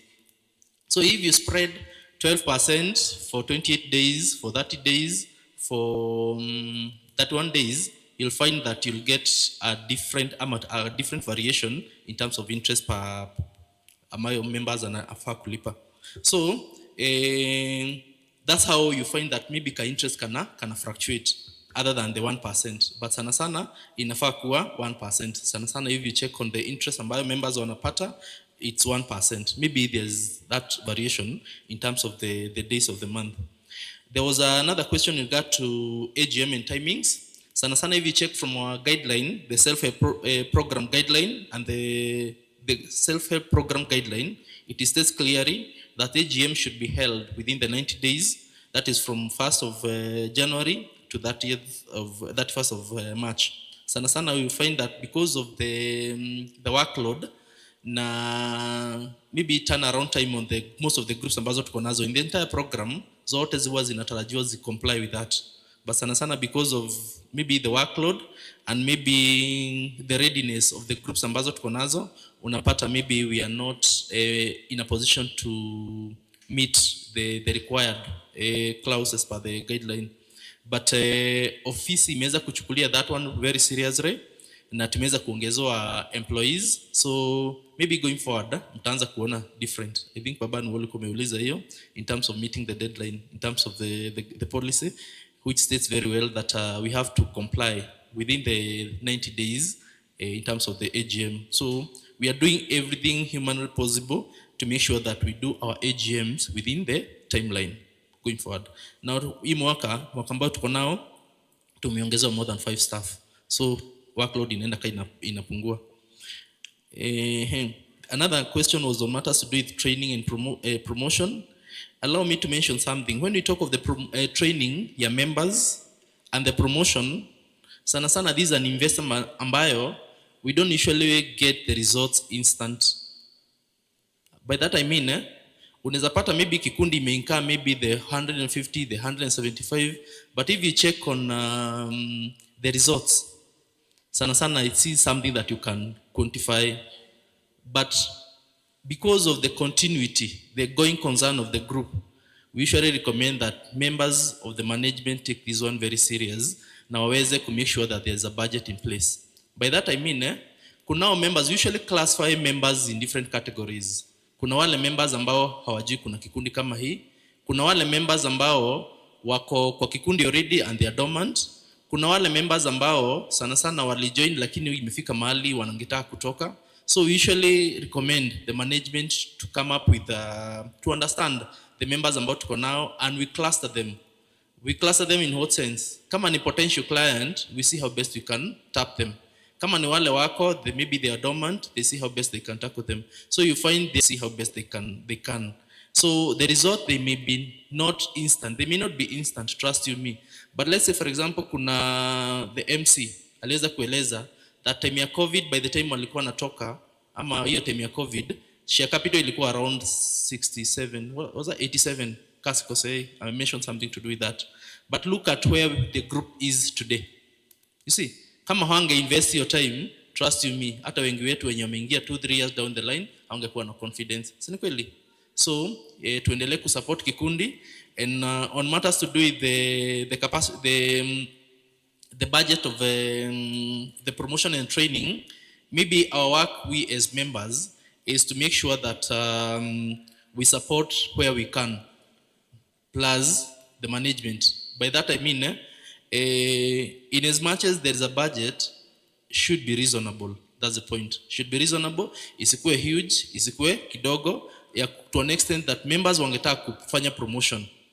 But due to the costing that there is, ama maybe the cost train, ambayo iko under this vote head of training and promotion, they are unable to do so. So trust you me, maybe in the near future, utapata kikundi imeweza kuenda chini. Reason, cause there's a cost, wangekuwa wanataka. Kuna mwenye alisema, there is a time in terms of the management though hiyo inakujanga vizuri, wakati members unapata maybe there's something they want to do and they're tired and there's no way that they can sacrifice more than what they have. So on matters to do with promotion and training, kenye ningehimiza maybe from your end is to make sure that you support the management now wafanye ile kitu wanaweza fanya so that we may secure the growth of this group maybe going forward. I believe nimeweza kutako most of the questions ambazo nilikuwa naona zikuwa most pertinent, and if there is any other question ambayo sikuweza kutackle, I know at some point I'll tackle them. I believe nimeweza kuzikava zote. Kulikuwa na Patrick, Rahab, Esther, there is John, there is David, there's Patrick, there is my namesake there, Karanja, there is Francis, there is Kevin, and there is Sarah. So thank you so much for your questions. Hizo maswali zenye members wa mnauliza, it shows that first of all you're very keen. Kuna group unaweza enda na members nikaa tunawambembeleza waulize maswali. So kwa yale maswali yote ambayo mmeuliza, I want to appreciate you so much because it shows that you are very attentive and you're taking key interest on the group. So keep it up. Thank you so much. Let us appreciate Bwana Andrew vizuri, makofi mazuri. Najua ka energy kako karibu kule chini, but we are really almost to the end. We have some very few points zimebakia. Chairman akuje amalizie na resolutions. Resolutions ni vitu zenye nyinyi mtaulizwa tufanye hii, tutoe hii, tuweke hii, tuongezee hii. He has his own final report. The other one is the elections, kwa sababu kuna wengine wetu tumemaliza 2 term, na after 2 term sasa kulingana na governance na policies za Caritas we need to retire. We give others a space to come and also manage the affairs of this great group. I want just to commend thank you Simon Kanyoto for Asante Simon, naona uko online. Kennedy Kamau, thank you. 2713, Anita Jenga, Anthony, Alice Wanjiro, Esther Mary, Teresia Njeri, Philip Kimone, thank you so much. Keep them coming. So nataka welcome the chair as we almost done with coming to a close of this meeting. Karibu sana chair. Asante sana. Yangu tu ni kidogo. Thank you for asking all the questions. Kama sisi nyinyi tuko hapa juu yenu. So I'm gonna just pinpoint a few points about the loan portfolio. Tumekuwa shida na sana poor uptake of loans. Hiyo nayo it's upon you mtusaidie. Nyinyi ndio ambassador wetu. We can't do much apart from coming with the required what do I say products, and we're working on that. We actually have the midterm review. That's one of our agenda, and that's why the budget was only 100,000. Another one is the challenges for last year is dormancy. Tuko na so many dormant members. Actually, nilisahau kusema, we have 541 dormant members. 541. Na members wetu tuko 1871. So now we are like almost 1300 peke ndio wako active. So kindly mtusaidie, you check on that. If you have any questions, we are always available. We have the staff. Mnaweza tupigia sisi. Mnataka namba yangu? You want my number? Sawa. 07. You can just, in case customer akose, wanaitwaje staff wakose kuchukua simu zenyu, you can always call me. Mimi I'm always available 24/7. So I'll give you my number. In case of anything, kama hujaridhika na customer service, you can always reach out to me. That's why I'm here. My number is 0727 Nandika 0727 233 566. If you have any personal issue, you can always reach out to me. Another issue maybe I can slightly ongelea ni kuhusu handwriting. John, you had that question. Yeah, handwriting zilikuwa zinafanana. Actually, that was an issue. Na Caritas walisema they can't go ahead with that loan because of forgery. Naelewa, as much as we did the appraisal na tukakubaliana, we even called the members ourselves. But Caritas wakasema, hizi handwriting zinafanana. So wakasema they can't, but mulisaidika? Sawa. So if mnajua kama maybe you have mtu mzee na maybe anataka kuguarantee loan, kindly mkwe mnakuja kwa ofisi, mna appraise kwanza hizo, mnakuja. Okay, 0727 233 566. Yeah. So ndio nilikuwa nasema, in case you have an old member mwenye hawezi jiandikia, kindly mkwe mnakuja kwa ofisi, mnaongea na staff, then they let me can be taking on, naweza kuwa naongelesha Caritas Nairobi, because they don't wakubali rahisi unless they it comes from like the management. The staff don't have that authority yaku, then they just forward the loan, but from there if I call they can do something. So yeah. Another issue is on the customer service team. We are working on that. Actually, and that's why tumeongeza kwa budget. We want to have even a feedback desk. Itakuwa inahandle na one person, atakuwa in charge of all your queries. So we'll also check on that. Actually, it's also budgeted. So yeah. Kuna swali lingine sijajibu? Kuna mtu sijajibu swali? From 20 to 15. Right? Okay. Hiyo ilitoka kwa Caritas Nairobi. So they said the 15% to deduct, so the 5% irudie members. And that's why surplus inaongezeka. Imejibika ama? Statutory.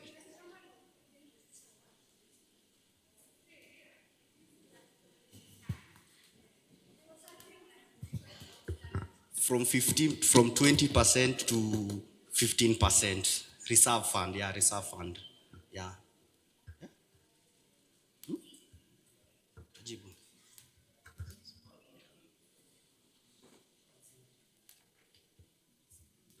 So, if I got her right, she was asking that from the report that you presented, there's something that you mentioned about the staff. Yeah, was it statutory reserve for the staff, Ama?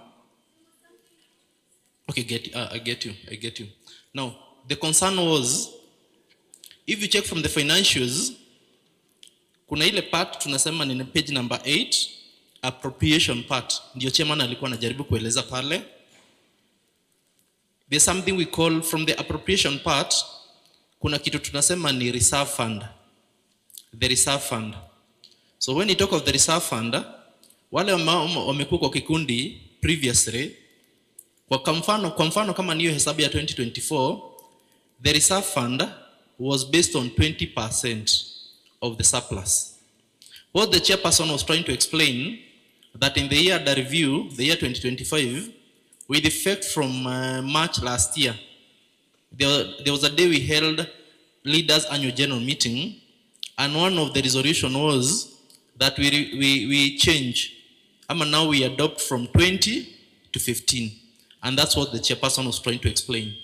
So they change from 20 to 15, ameelezea vizuri that the difference of the 5% ndio itakuwa inaongezeka kwa the appropriated part, the tithe, the honoraria, the retirement, as well as the distributable part. That is what he told. Yes. Yeah, it's not statutory. Na ndio nilikuwa najaribu hapo. So the issue was the statutory. You haifai kuwa hapo the statutory. It's a reserve fund. So thank you so much. Ndio maana nilikuwa nimenyamazia, because at first I thought ni ya staff na sikuwa nataka mention anything to do with staff. Thanks. Any other question? Sijajibu. Jia wakati banki inatupigia simu, kwa hivyo lazima tupitishe the resolutions. Banki inanipigia simu. So my resolutions are hata maybe treasurer you can note down. So tupatiane surplus ama turudishe, that's the first resolution. Turudishe ama tuwapatie? Kwani mnaogopa turudishe ama tuwapatie? Mkule hiyo pesa. Sawa. Treasurer enda useme wapewe pesa. The second resolutions, tupitishe your budget ama tusitupitishe budget. Kama you have a question, discrepancy, that's why we are here. We can always adjust. That's why tuko hapa. Tupitishe.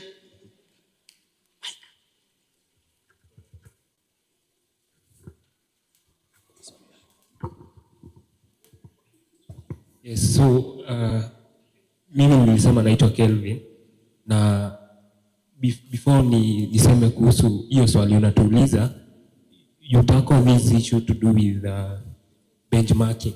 Kuna increment ya 84% from 8,000 all the way to 50,000.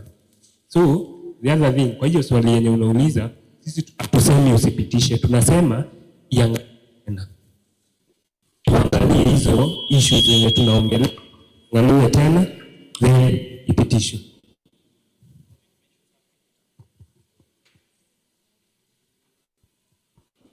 Sorry, I failed to mention this. On matters to do with the changes in terms of maybe the allowances, the benchmarking, you see, the management costs, purely it's tied among, it's affecting the management cost. In the year the review, we reviewed the policies. So when we reviewed the policies, as the group grows, depending on the share capital, you'll find that there will be an increment in terms of the allowances and the duty allowances for the members of the management. So for the benchmarking, it gives the members of the management a chance to learn from the peers. You see, like now, mko in tier 2, right? With the self-regulatory framework, it has classified groups in 3 tiers. Kuna tier 1, kuna tier 2, kuna tier 3.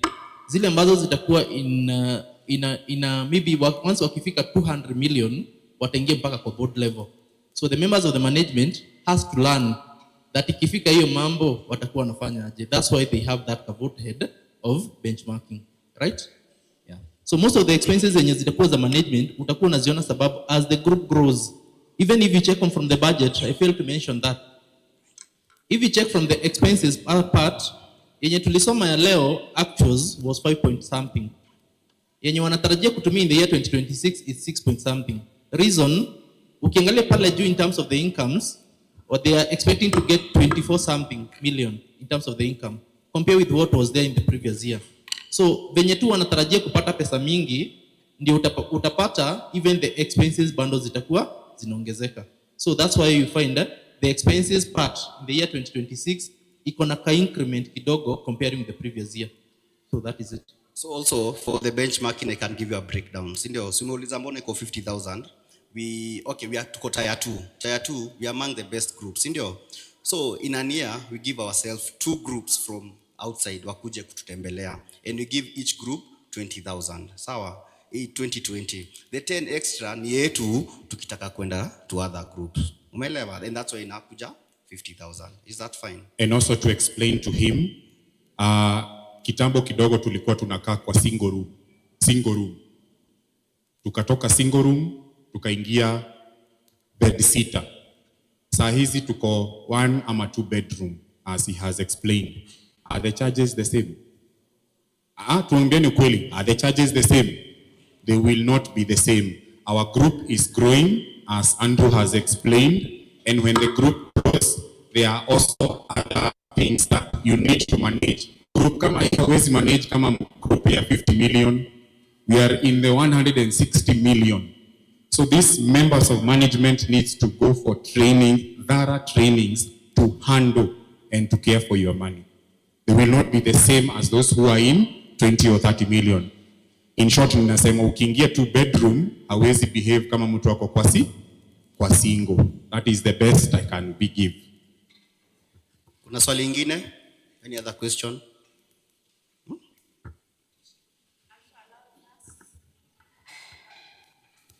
And Chair, Are you allowing us to pass the budget with a percentage decrease?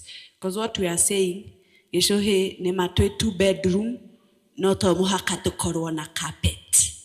Kogwo no tugoikara na ite cito cia bed sita na tutigukira carpet. That's the kind of question we are asking. Will you allow us to pass the budget with a percentage decrease? Tondu tutigeikara haha turore ciothe kuma iguru nginya kianda na tutingimwira muthie murore tondu tutie na mucemanio ungi wa guka kuga haha ni turaikurukirie na ciringi igiri. So we agree on a percentage, say we pass the budget on condition that the current budget is at 90% of what you are proposing. Let me handle that.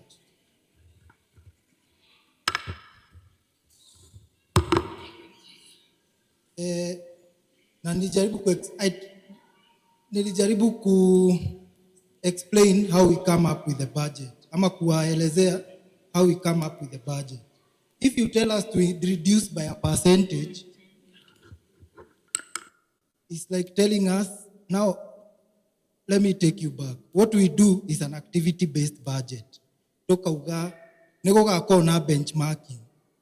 Riu kiria wagirwo gutwira ni in the budget, mutigeke benchmarking.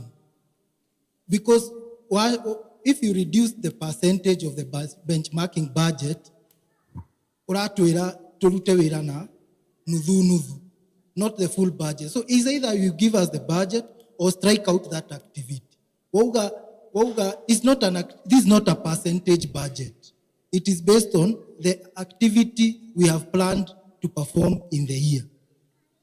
Netoka incur cost to call people and talk about loans. We will hold an AGM. We will hold an education day. We shall go to Juja for benchmarking. So what you should tell us is don't go for benchmarking. Don't hold education day. Ama don't do exo because we are not dealing with percentage. Todo watu will to reduce by 10%. What will we do and what will we not do?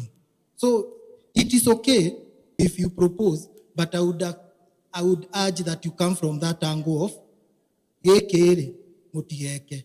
Wako na AGM day, don't cook. See, that is simple, is to strike off the budget ya kupika.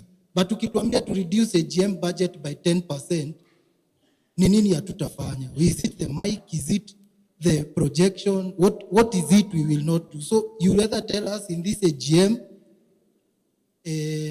mutoe pesa ya mass, mutoe pesa ya kupika. Kama ni benchmarking, mutuambie musiende benchmarking. But if you do it percentage-wise, you are putting us in a fix. Because what will we do and what will we not do? Because there are activities here. I don't know if that's clear. So we are open. You can tell us, I don't know, like don't maintain your website. Strike off that website cost. We simply close the website and not incur the money. But ukituambia we spend half of the website cost, what will we do with that half? Is it maintain half a website? We can't. So tutafunga website, turudishe 10,000 and we stay without a website. I hope that clarifies. So we are happy to take those ones, but go off. Don't do this activity. This one, we have reduced, do one activity. This one, we have reduced, don't do it. But we can't do half. Because it's a percentage-based, it's not a percentage-based budget. We didn't wake up and say increase budget by 10%, just to clarify. Kwa majina ni Jeff Murage. I am member number 2013. My concern for budget, and I think that's what fellow members are asking, it's more before we approve the budget, whatever that is more than last year, we need to understand why, the rationale why. For example, nikiangalia committee sitting allowance, ya last year budget was 326,600. This year make a 480,000. So langu ni what justifies that? Is it that you'll have more meetings? Is it that you have more guys in the management, right? Because if you look at community duty allowance, more or less the same as last year. So what is that ambayo ina justify kuongezea by 150,000 sitting allowance? That's number one. And then number two was what? Number two was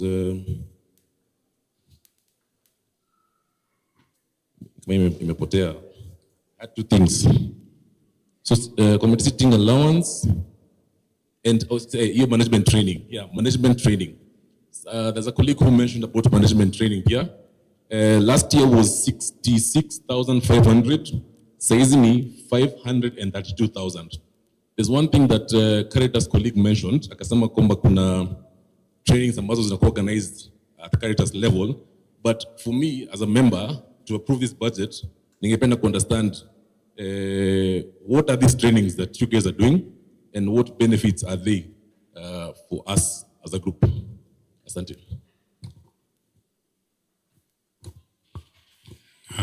Thank you, Jeff. Thank you, Esther. Thank you. Okay. Maybe I can explain, Jeff. Why committee sitting allowance? Caritas came up with a new policy.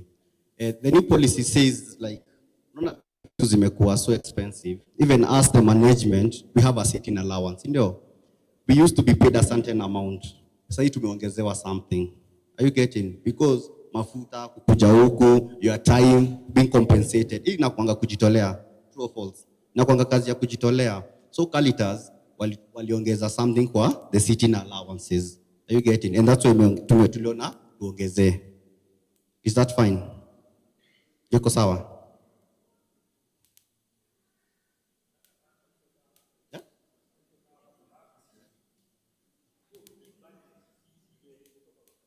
Listen, we also have to work with the policy. We can't work against the policy. They have the policy that they give us. Wana tupea. Are you getting? Become clear.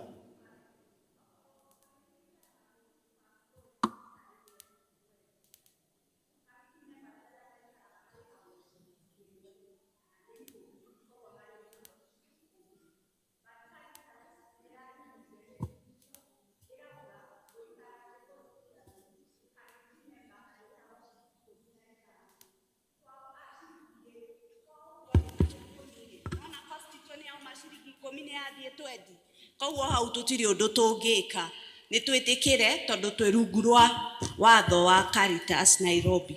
I think koguo niguo taratwira. Koguo hena iria statutory tutari undu tungika. Icio ri tweherie mutwire anja huthu. Oko ne committee sittings icio ni tukuritie ciingiha niki. The answer is simple. Structure ya marihi mau ni rongererekire. Na mishemanio yori ikoragwo defined if I'm right. Ikaragwo maita maiganona. So that's past. Tutigane neyo. I think the biggest cost here, the management training, clarify that. Na I think strategic review neke do tugirora, tugirevise. Then twetekere ona nyogone meragio iduru. Right?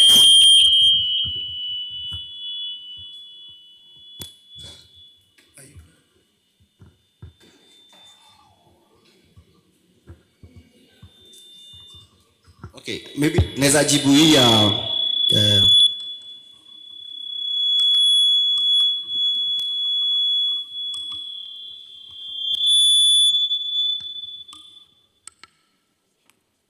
okay, for the management training last year nilienda peke yangu. The previous year mulituletea moto sana. So as the management nikasema niende peke yangu na ilileta shida sana. Ilileta shida sana huko Caritas Nairobi, and that's why we are requesting. That's why umeona hii budget 532 it's for this management members sai. Sitaenda peke yangu. That's a lot of money. Sawa. Hivyo ndio tunataka. That's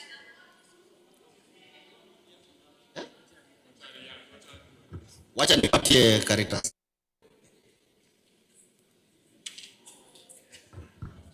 Hello members. Please, wacha tusifanye kitu inaitwa trivialization ya hii budget. For instance, I mentioned something to do with the sitting allowances na mwenzangu ameweza kurespond vizuri sana. On matters to do with training, there's something I mentioned that previously, because of the changes ambazo zimekuja na management trainings, ni in-house unapata hata wanaenda for 1 week. Previously, ni chairman alienda tu na alilipa 40,000. You see what happens is their in-house training, wanaenda place kama Karen, na wako wengi. So the moment mtasema ni mtu mmoja ataenda, you see, he or she may not deliver the same yani whatever they be trained on to the rest of the management. Nikaelezea vizuri nikasema, you see, if you check on the 40,000, today we have new members of the management, right? Wenye wataingia. Tukisema mmoja wao ndio ataenda, when with the rest of the team learn? You see, so what happens is management trainings, sana sana even we usually recommend them waende wote. Hata kama sio wote, the executive. So the moment mtakaa chini hapa kwa mfano mpitishe ni mmoja ataenda, trust you me, mta disadvantage wengine. With the changes ambazo mnaona kwa system, let's say for example now we have a new system. Kuna mambo ambayo tuliweza kuleta last year ambayo maybe members of management akienda mmoja, it may take long to train the rest of the team. But kama wangeenda maybe wote, trust you me, it could have been of great importance ama added advantage to the entire team. Currently, nimewambia you are heading to the board level. Trust me, mkituma mtu mmoja, mnaweza kuja hapa EVS because of the cost implication, mpitishe mseme tu ni mmoja ataenda. But trust you me, it may work against you in terms of the growth of the group. Tungetaka kuequip the management wenye wako that wakienda kwa system waone kitu fulani, wanaweza flag in the sense that waone, let's say for example as the group grows, tumeona one of the recommendation ni members waweze kuchukua loan. Si ni kweli? Current portfolio ni 45 million. What if members watafika mahali ifike even 100 million in terms of loan uptake? That one calls for the sitting allowances even this change. Ama the duty allowances change from the what you are about to approve. By that I mean, yes, you have a staff, but sana sana we don't usually leave the entire management of loans to the staff. You see, because should the worst happen, nyinyi hamtauliza staff, mtauliza nani? So let's say for example loan uptake. If you mahali members waanze kuchukua loans mingi, that one calls for members waanze kukuja mikutano ambayo it wasn't planned for. You see, so in terms of the sitting allowances and maybe the duty allowances, ni ya kusaidia members wa management wasijipate in a dilemma that mimi niko kazi, nilikuwa uko jana kwa kikundi, nimeitwa leo nikuje nisainie member. Is to make sure that on matters to do with service delivery, haitafika mahali members wakose kupata services just because members of management wanafeel ikiwa burdened, ama wakikuja kwa ofisi they are feeling as if they are losing. In what sense? Mimi nafaa kuwa kazi, jana yote nimeshinda kwa kikundi, leo naitwa nikuje nipeleke further assign kitu kama hiyo, ama maybe nahitajika nikuje kwa kikundi ni apply for ni signie member loan. So on matters to do with management expenses, as the group grows, trust you me, changes on matters to do with sitting allowances, the duty allowances usually grows as the group grows. Sisemi ati kuna mmoja amesema ati ni Caritas wameleta, hapana.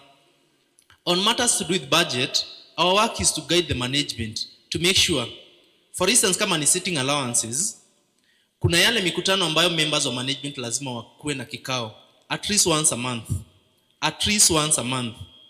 to check on, let's say for example on matters to do with strategic plan. Si kitu wanaweza kaa siku moja kwa mwezi waweze ku check on the reviews against the actuals. On matters to do with membership, si kitu wanaweza kuja siku moja na waweze kufanya hivyo.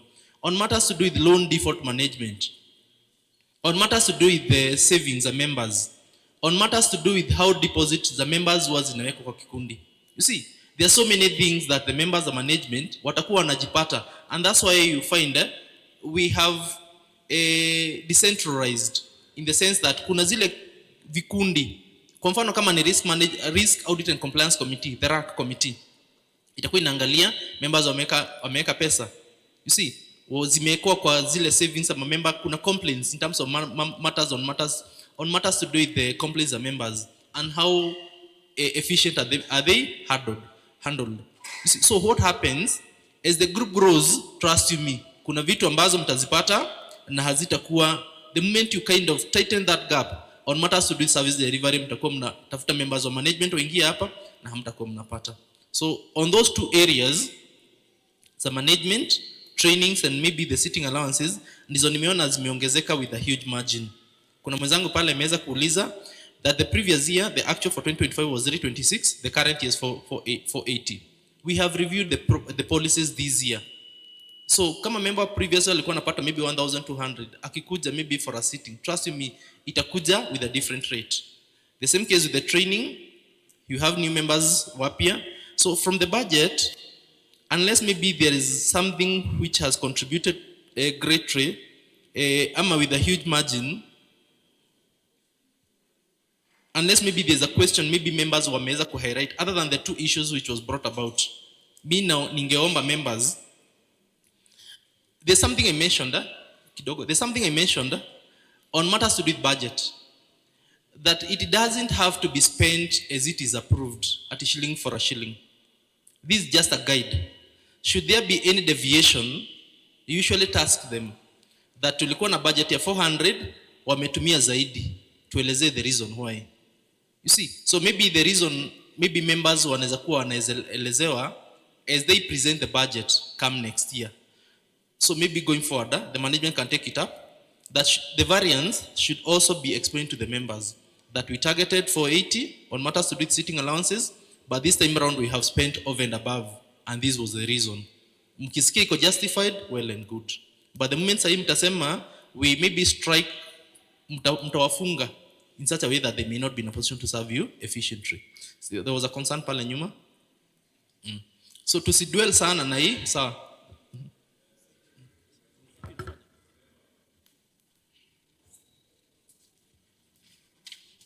Well, I'm a bit sensitive in your matter of training because if you can increase a budget by 9 times, a budget line 9 times, next year, it'll another line 10 times. So for me, as a member, you are training, fine, I understand last year it was only chairman who went, but it doesn't mean all members have to go. I mean, we took on 3 committees in the management. Why can't one per committee attend? Alafu, if need be, next year, if everyone has to go, then you all go. But let's first assess based on 3 more and not everyone else going. That's my concern. I think 3 is fine. Yeah?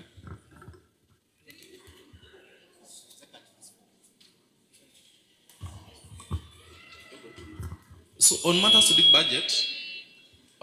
budget, I'll give you a chance, madam. So on matters to do with, because nimeona ile kitu iko na maybe the contentious issue is on matters to do with training and maybe sana management training. So members, can we maybe agree, because tunajua vizuri budget itakuwa 40,000, mngetaka wangapi waende? We close on the matter. Wawili, watatu? Watatu waende? So okay, kuna watatu, proposal ni watatu, wengine? Any other proposal other than kuna watatu? Right? For me, ninge recommend at least 4 to 5 with this reason. At least wale wapia wapate a chance of learning what is new, right? Kuna mwenye na tofauti na hiyo. Lakini at least kukuwe na mtu mwenye amekuwa previously, akienda huko ana guide this what is expected. You see, ukienda class kuna zile notes ambazo unachukua. Si ni kweli? But ukienda mahali maybe na you not be oriented, utakuwa unaona ni kama everything is okay with you. So at least kukuwe na maybe 4 ama 5 ili tutoke kwa hiyo agenda. We may find ourselves discussing this matter for the longest. I have a concern. This matters was raised last AGM, and now I'm seeing a new face, because last time Caritas Nairobi sent a new face and we explained. So we thought he's going to maybe Caritas Nairobi headquarters and give our views. Now, every time we are having a GM, we are having a new Caritas person coming. So we keep on repeating the same thing and nothing is being done. So if we can, I have a suggestion, if we can have someone who is assigned for this Caritas self-help KARANJEE, we are able to relay our information and we are able to hold him or her accountable. Why didn't you? What was the response? What did you say? When you seated to those committee back in headquarters, we told you to go and say this, maybe relay our concern. Did you do it? But now every time we are having a new person, we are forced to keep on repeating the same thing over and over. And again, we said the problem with Caritas Nairobi is micromanaging. I will repeat the same sentiment I did last year. You are holding our management so tight. We have our view as members. We should be having power over. So you should listen to us, not the Caritas Nairobi coming. And again, when you're having the education day, we need to be sensitized about those policies. So we don't keep on asking questions which are highlighted in the policies that guide us. And we also need to know more about the SASRA of self-help group. I don't know the name. Maybe you can remind me. What is that big body that governs us, and what does it say? Like in terms of SACCO, we know it's SASRA, but now we don't know about the self-help group. We really need to be sensitized as the members to know what really is there, because we are asking, because we don't have that information. That's why AGM is taking longer, because we need more information that we don't have. Thank you. So thank you so much for that observation. But allow me to mention something. On matters to do with the AGM, Sana usually focus on two main agendas. The very first agenda, as I had mentioned, is on matters to do with financials. Matters to do with financials. If you check on the time that we have allocated on the questions and answers, most of the questions which were answered, Sana they are not AGM related, but it's on matters to do with capacity building. And that's why I tasked the management, they plan for a capacity building. On matters to do with policy, Sana si kitu tunaweza kuja tufunze members, you see, on an AGM day. So we usually focus on two main agendas, the financials, the AGM, that is the audited financial reports, as well as the filling of the vacant position. However, it's good that the issue of policy imejitokeza, that maybe you can plan maybe something urgent, maybe in cause of it in next month, on matters to do with policy sensitization, especially now we are in current dispensation of the new policies. So allow me to mention, yes, you may have a proposal, but sana we usually ask ourselves, what does the policy say? You may find yourself, maybe sijuka kushajipata, mejipata in such a way that you as part of the management, you feel so entitled in such a way, this is the way it has to be done. But the question is, what does the policy say? Because if anything happens, hamtauliza watu wengine, mtauliza nani? Caritas. Ni kweli. And yes, when we are implementing the policies, you feel that it's like we are poking our nose where we are not supposed to. So to be on the safe side, members, to maybe going further, it's always good that whenever we have maybe the capacity building, ensure that you try to show up. Here's the time tunakuwa na time ya criticize everything. So on matters to do with the budget, ningetaka tu maybe to focus na hiyo so that we may move on. Mngetaka aje members, tukuwe na watatu, wanne, wenye mngetaka waende kwa. But from our end, there's a reason why we usually focus on the 5 members or on the 7 members of the management. Nyinyi mkitaka mwakuwe watatu, well and good. We can't force you people. But from our end, we usually recommend that with a reason. So mkisema maybe kikundi yenu mngetaka ifike hapo, well and good. But there's a time kitu ita happen kwa kikundi. Au atakuwa long gone, but mtauza Caritas, where were you? And that's why this time around we want to tighten everything so that usijipate hapo. So kwa hiyo training ambayo utafunzwa, there's something we will mtafunzwa something to do with self-regulatory framework. So when you talk of the self-regulatory framework, mwenzangu pale ameanza kumention, is it Sarah? Yeah. she has mentioned something to do with SASRA. SASRA, we govern the SACCOs. We ourselves, we are not SACCOs. We are not cooperative, but we have borrowed so much from the SACCO sector. So what happens, it's a journey that started like 3 years ago, ambayo sana sana tulikuwa tunatafuta identity yetu, yes, Caritas Nairobi, and it reached a point that we invited the professionals wakuje wa audit our operations. And they give us a framework on what we need to abide, ama we need to focus on, so that we make ourselves free from maybe any eventuality ama anything that inaweza crop in future ambayo ita risk funds the members. The very first thing was we understand our identity, and that's why we have self-regulatory framework ambayo ina to guide on what the do's and the don'ts. In one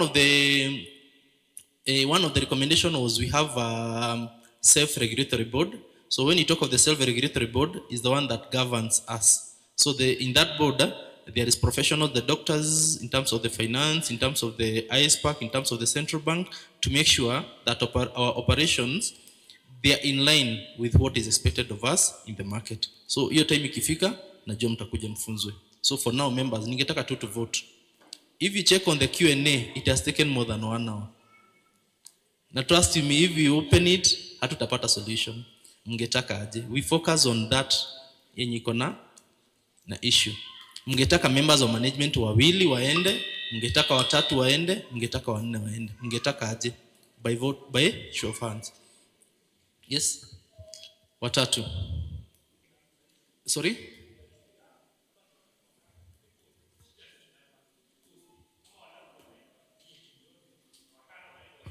We already have a budget, my friend. Cost is not changing. So what you do it's is 40,000 per person. So ni useme wangapi? 3. Kuna hata wenye wanasema wote, but ningetaka me there's something I explained. Kuna wale wapya wageni. Yes. But guys, the budget of those going for training is constant. It is 40,000 Kenyan shilling per person. Tunaelewana hadi hapo? Tuende pole pole. The cost for going for a training, and Andrew has explained, trainings take even a week. Tunaelewana hadi hapo? Tunaelewana hadi hapo? This person is not Sarah. This person is not going home and arudi Limuru. They are staying there. They are boarding. It is how much? 40,000 Kenya shilling. Andrew anauliza swali simple. Tusiseme vitu zenye hajasema. Hajasema ati watu wakienda wawili watatumia 1 million. Amesema the cost is constant. How many people do you wish for them to go? Na mkumbuke, as he has said, training is important. If this person does not get the skill for that, usikuje muwaulize, aya, how many people do you wish for them to go? Yes, Francis. Francis says all. What a 7. Aya. Budget ina remain the same. Sindio? Aya, so na amesema hivi, there are new policies that have come to be. That's why that cost may raise. How many people do you want them to go? What a 7. As of many similar opinion for all management members to go, say aye. When you wanakata hao 7 wasiende, say nay. The ayes have it. So the next resolution ndo tumalize. We still have one more agenda. Ya chakula. Nataka tukate kwa kikingi. Mnataka chakula hama mtaki? Mkule. Mkule msikule. The next one. Aya. In regards to story ya chakula, tuitoe, tusitoe. Okay, leo kuna chakula. Leo tukubaliane, leo kuna chakula. But moving forward, do we scrap the food budget? Do we scrap?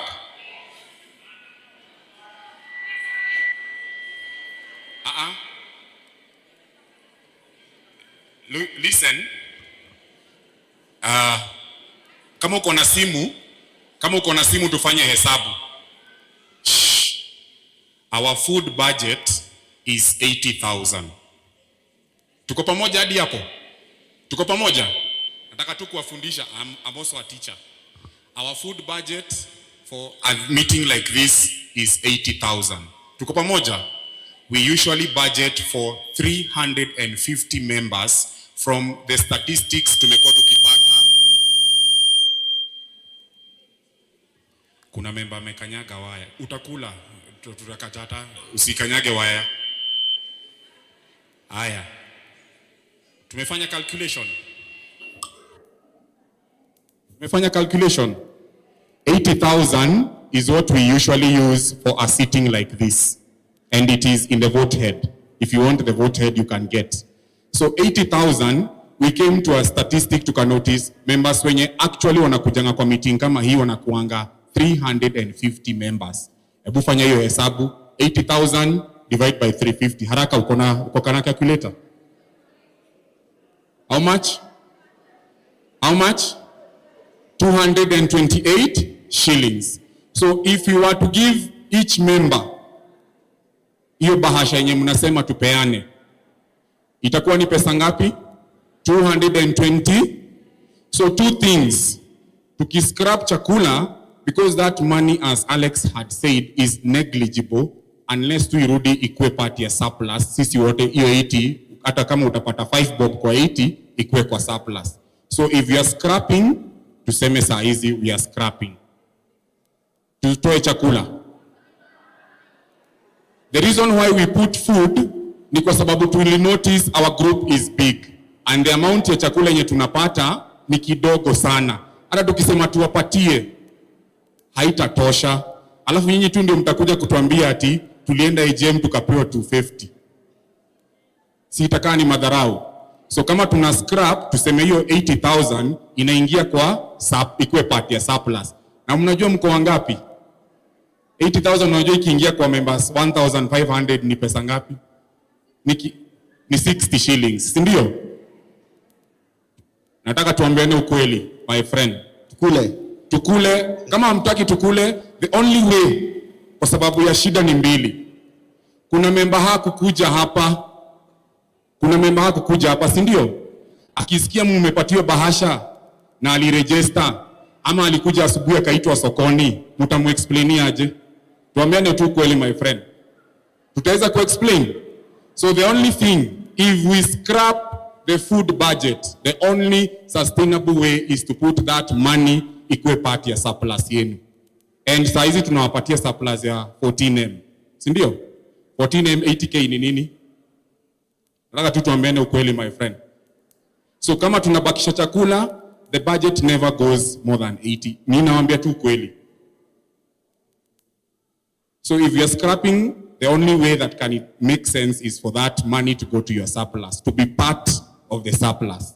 Ndio ikigawanwa kila mtu anapata 60 bob yake na ile utapata. Na by the way, kwa simu umeingia, simu umeziona? Simu umejiona? Sasa imagine hiyo pesa umepata kwa simu saa hizi, ongezea 60 bob. Si umeenda home. Tuambiane ukweli, my friend. Do we scrap or we don't scrap? Do we scrap or we don't scrap? You know, we have to make sense, eh? Nimani nimewambia the truth. As many of a similar opinion to scrap, say aye. As many of a similar opinion to retain the 80,000 food budget, say aye. So chakula ibaki. Hapo vipi? Sio story imeisha. Next. The last resolution, there's a member, Patrick, aliuliza kuhusu members' attendance. That's the last resolution. We've been having an issue, unapata members wanatumana. Watu 10. Nikienda pale nje, tunaulizwa, chair, mbona watu wanakuja wanaregister watu wengine? So, I have a resolution, and this is something we had discussed with the management. I was suggesting anybody above 70 years, anybody mgonjwa, anybody mwenye ako out of the country asikuwa nakatwa surplus. Is that yuko sawa? Yuko sawa? Yeah? And that's why we want you members mulete that information to us. We give you guys 21 days. Ukweli ama uongo? Tunapeananga 21 day notice ya AGM. True or false? Na pia education day. Tunapeananga 21 days. True or false? So the only thing you can respect us, mkwe mnakuja, muna register prior. If you don't register, tuna assume, hata ukileta proxies ama anybody, tuna assume uko absent. Is that fine? Is that fair?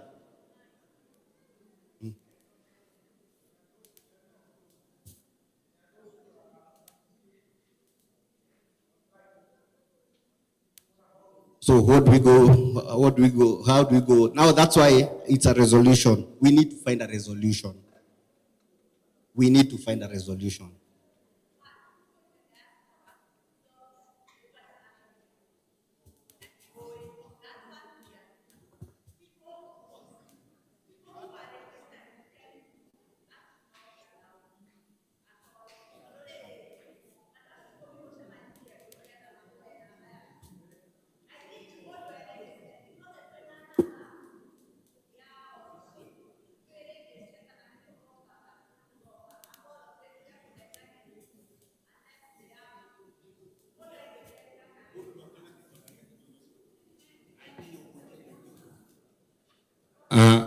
Tusaidie chair anauliza hivi. Kuna watu wanakuja kwa ofisi wanasema mimi nilikatwa pesa ya, because we have fines and charges for not attending this meeting. You as a member umepatiwa 21 days. Si unatumiangwa message 21 days there will be a meeting. If you really know you will not be available, please come to the office and state you will not be available. Tunaelewana? Tunaelewana? So there are 3 categories. There is a person who is present. There is a person who is absent with apology because alikuja kwa ofisi, and siko ubaya, alitudharau tu. Absent. Huyu wa absent. Unaona huyo wa absent? Ukweli wa Nyasaye, hiyo ni fine. Tuelewane? Mumenisikia kategori zangu? Kuna nani? Present. Si uko hapa? Present. 21 days uliheshimu ofisi, ukasema sitaweza kukua hiyo siku because of 1, 2, 3, 4 commitments. You are absent with? Wewe ulinyamaza. Wewe ni nani? You are absent. Huyo absent ndio chairman anauliza. Si tuendelee kumnyorosha kwa sababu ametudharau. Members, tukubaliana hivyo? Is that okay? Because we came. Hata ukitumana pale, hauwezi kuwa absent that morning. Can you? You should have said it earlier. Aya, tunaongea kuhusu hizo. Next stage, chair was very clear. There is a member who is abroad. They cannot make it physically here.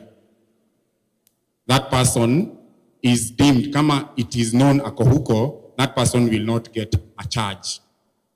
There is a person who is sick or at an age hawezi kuja physically, they will not be charged. There is a person who is online and active.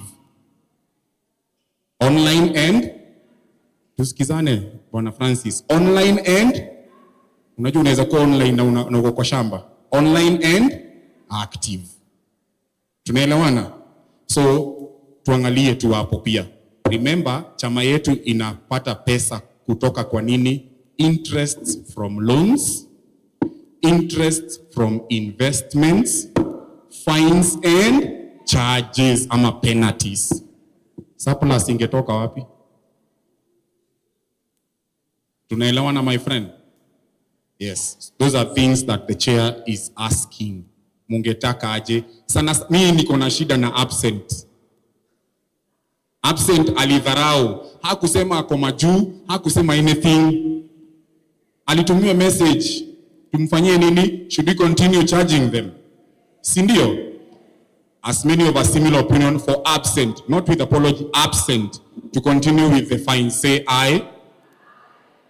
Wenye wana feel wanahurumia hao watu wa absent, say nay. The absent will always be fined for not attending or not for communicating before. Chair, I think that's okay. That's okay. Mimi niko sawa. There's okay. Any question?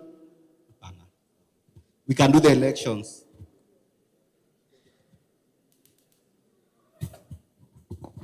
I sincerely appreciate members and we are really happy.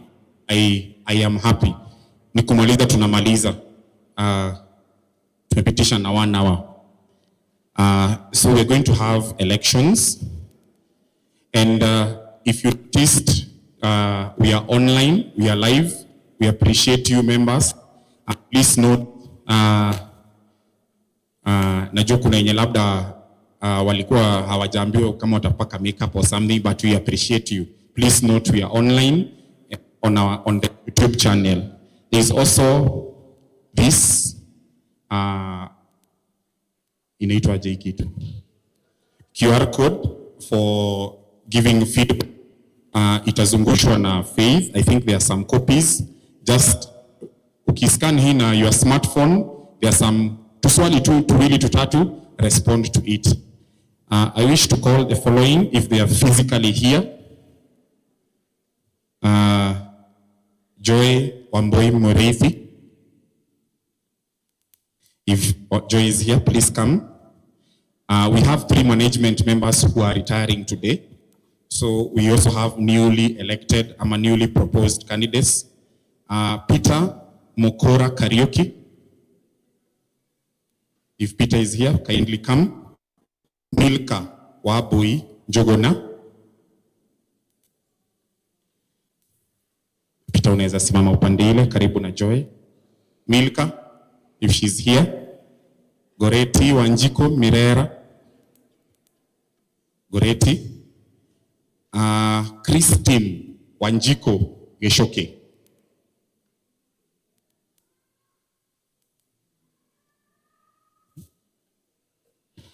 They should be 5. I'm being informed that one is not in. So, how and you're the newly proposed. In you're the last one. How and you're the newly proposed. They will say their name. Once they say their name, please mumark sura yake. Muangalie sura.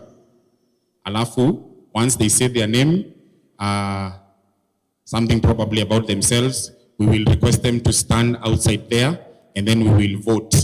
Only, they were supposed to be 5, but 1 is not in, so we will deal with the 4.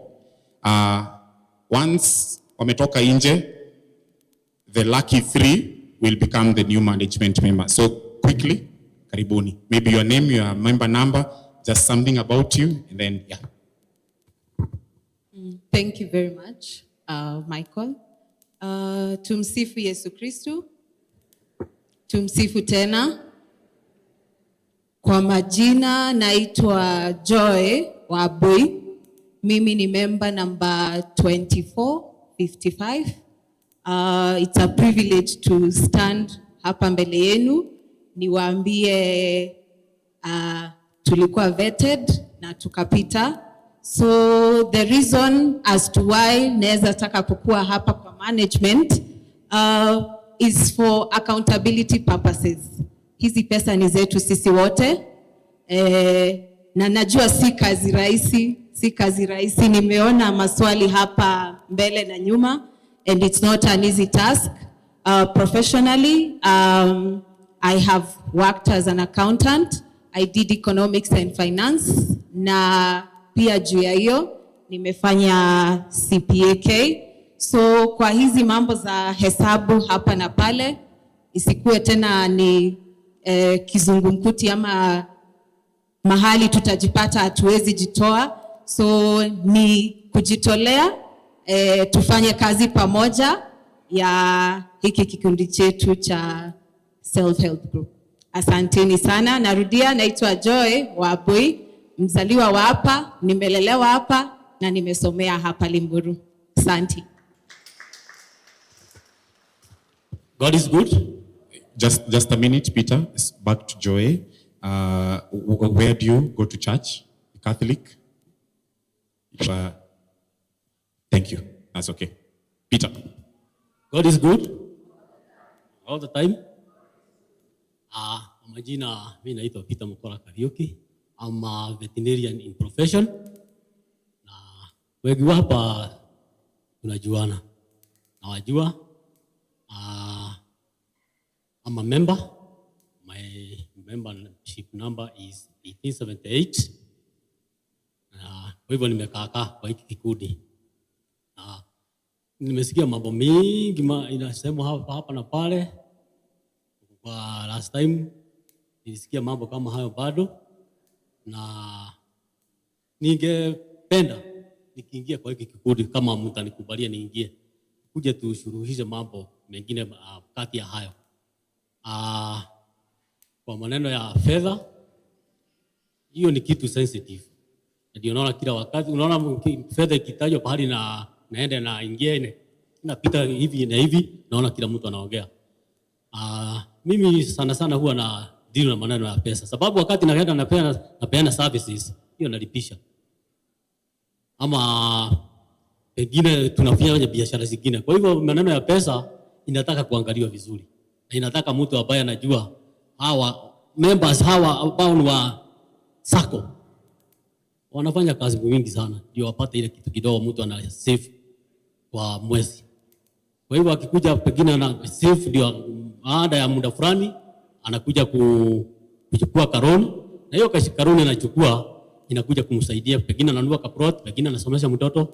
Kwa hivyo ni vizuri mimi nikiingia huko nitawatetea vilivyo. Nitaweza kusimamia pesa zenu, nitaangalia maslahi ya kila member. Sababu mimi ni mmoja wa wale ambao wameshapitia maneno ya loan. Mimi ninakuja na sisumbuki kuchukua loan na inanisaidia nikiingia. Kwa hivyo maneno ya kusema sijui hii ilienda hii, hiyo nitawaangalilia. Mkikuja I'm available always. Na kwa maneno ya interaction kwa members wale wengine takuwa nao, takuwa tu tunajadiliana, kuja kuwaletea report, taleta report ambayo imeshaangaliwa na wote. Mimi ni mkaaji wa hapa KARANJEE. I think I have stayed here for almost 20 years. Kwa hivyo najua hiki kikundi na najua members. Na wale wengine wanakana na pia nimeshaleta members hapa. Na nitaendelea kuwaleta. Asante sana. Thank you, Peter. Maybe you can give Milka. Ile kitu sikusema sababu najua utaniuliza. I'm also a Catholic faith. Mimi ni Mkatoliki. Although ninashiriki kule St. Francis of Assisi, lakini hata hapa mimi huwa nakuja. That is fine. Catholic, fine. Thank you, Peter. Habari zenu. Naitwa Milka Wamboi Njuguna kutoka hapa KARANJEE kanisa na hapa kazi. For me, I'm a nurse by profession. Kuna clinic hapa chini na nilikuwa kwa management sako ya St. Joseph Loleto, nika withdraw my shares nikakuja hapa. So kama nitapata chance, I'll give my best. Thank you. Thank you, Milka. And last but not the least, sorry, Milka, member number Milka? 2443. Thank you. Chris. Tumsifu Yesu Kristu. Kwa majina naitwa Christine Wanjiko Gishuke, member number 1853. Mimi nilikuwa member, niliingizwa na wazazi wangu since kutoka utotoni, wakakuwa wakinitolea venye niliingia campus nikajichukulia nikaanza kujitolea mimi mwenyewe. So hapo ndo ninajua kuhusu St. Monica kutoka hiyo maneno ya kitambo. Kuzaliwa ni hapa hivi Tigoni, kanisa hapa St. Joseph. Background yangu ni computer science, nimesomea IT, but nikaenda kufanya within public health sector. Kenya napenda zaidi ni information is knowledge. And Kenya naonanga nikienda ku-implement systems na vitu kama hizo ni watu kwa na changamoto ya kuelewa venye hizi systems zinaweza wasaidia. Sasa hapo ndio mimi napendanga kujaribu kusimplify hiyo maneno yote because kila mtu anafaa kuweza kubenefit. So mkiweza nisaidia, sitahesabu nitawasaidia, but pia mimi nitawasaidia na knowledge because mkielewa mtajua venye hizi maneno zote zingine zinaendelea. Mimi ni Catholic St. Joseph, lakini naendanga pia Kiambu because niko karibu hiyo side na naomba naweza wahudumia. Asanteni. Let's give our candidates makofi mazuri. Makofi mazuri. So hawa ndio watakuwa either 3 of them, they will join management and we appreciate you guys. So at this juncture, mimi sina uwezo ninarudishia Caritas. Caritas ndio mama yetu. Yeye ndiye atajua vile atatake. So Andrew, kwa heshima, kindly guide us on how to take this activity. So thank you so much. I wanted to mention something in regard to the retirement. As you had mentioned, as you had earlier heard, there is a Michael Gishohe, there's Lucy Muremba, and there's myself for a period of for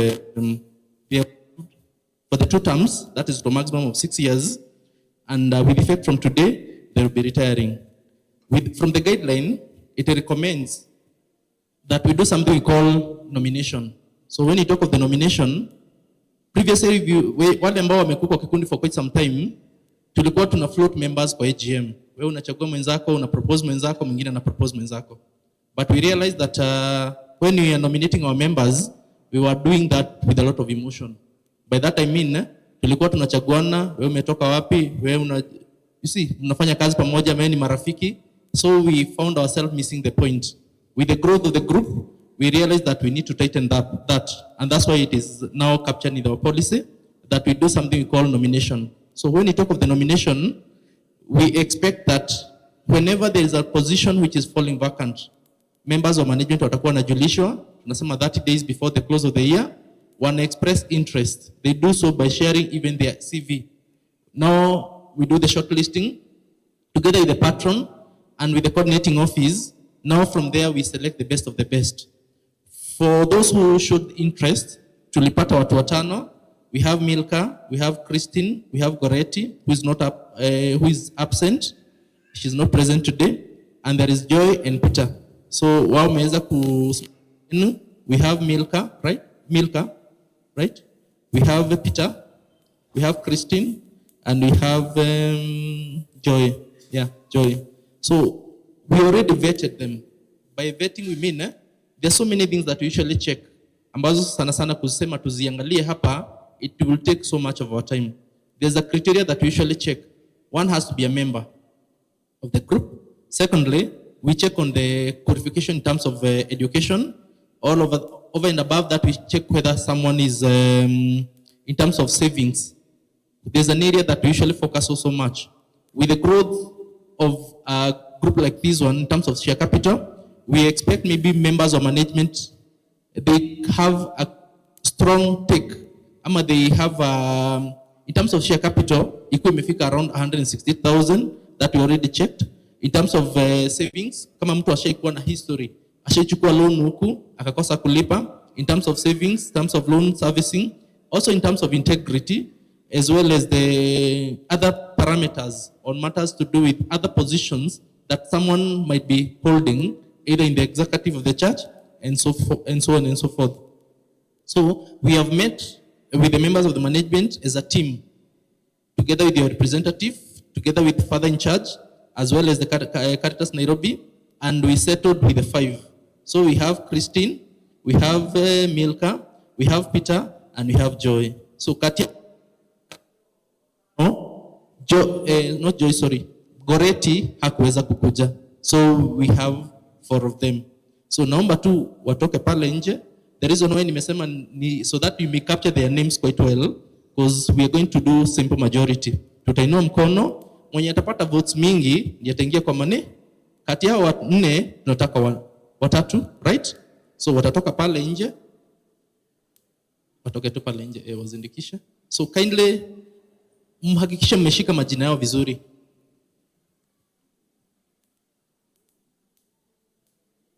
The reason why nimesema niwaeleze, because I know in the near future kuna wengine bado watamaliza term yao. Ningetaka pia nyinyi, unaona vile kikundi inakuwa attractive, ndio members wengi wanafaa kuwa wana express interest ya kujoin kwa management. So ningetaka to vote. By voting I mean kwa member, let's say for example ni Milka, kuna Christine, kuna Joy and kuna Peter. Kati yao ningetaka watu watatu. By watu watatu I mean mwenye atakuwa na votes mingi in that order. Maybe wa kwanza atakuwa na 100, mwingine aweza kupata 90. So mwenye atakuwa least in terms of voting hata ingia kwa management. So we do that, that's a simple majority. So ningetaka tuanzie na mtu wa kwanza. The lady who was here. Joy, right? Joy ameelezea, amepeana profile yake a very a brief one. Amesema amefanya mambo na economics and finance. So wale wangetaka Joy aingie kwa management kwa ishara ya mkono, nisaidiwe kuhesabu. So unaweza pale the far end, wawili hapa.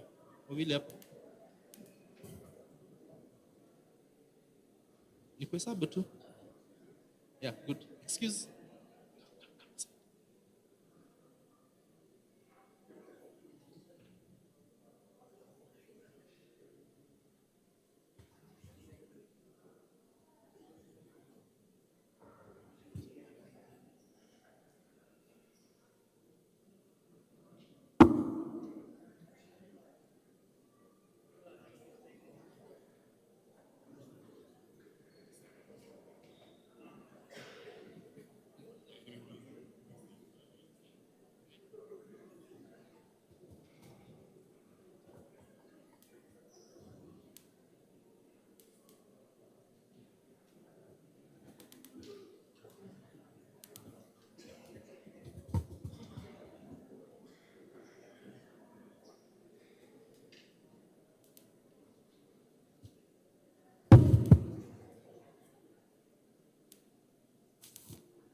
Na inua mkono, unainua kabisa.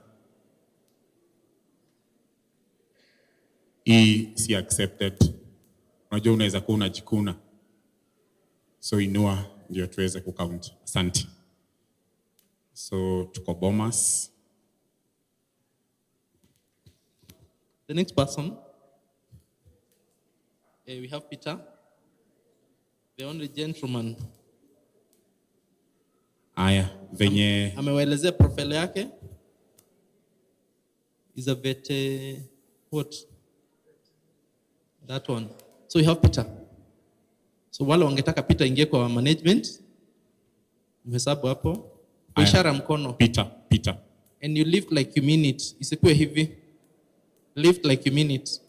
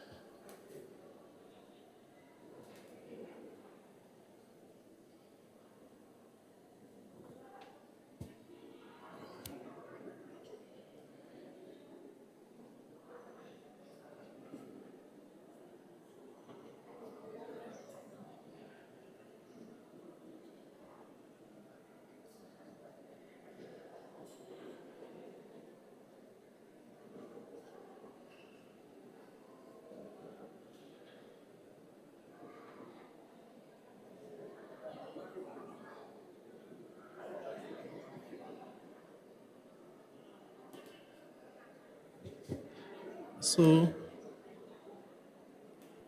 tutulie members. Yes.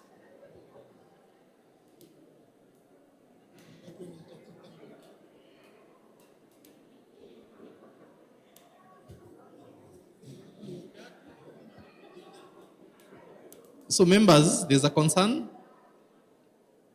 There's a concern. Ningetaka mvote mara tatu. By that I mean, we are looking for we are in need of 3 members of our management, right? So ukivote wa kwanza, unavote wa pili, na unavote wa tatu. But watu there 4, but out of the 4 nataka watu watatu. Umeelewana? So usiogope juu ulikuwa umechagua mtu wa kwanza, ati utachagua na ya pili. Right? Yes. So kuinua mkono ndio umevotia mtu, kuweka chini huyo umtaki. Yeah. So kwa sasa tuko kwa Milka. Milka? Yes. Sorry. So members of okay.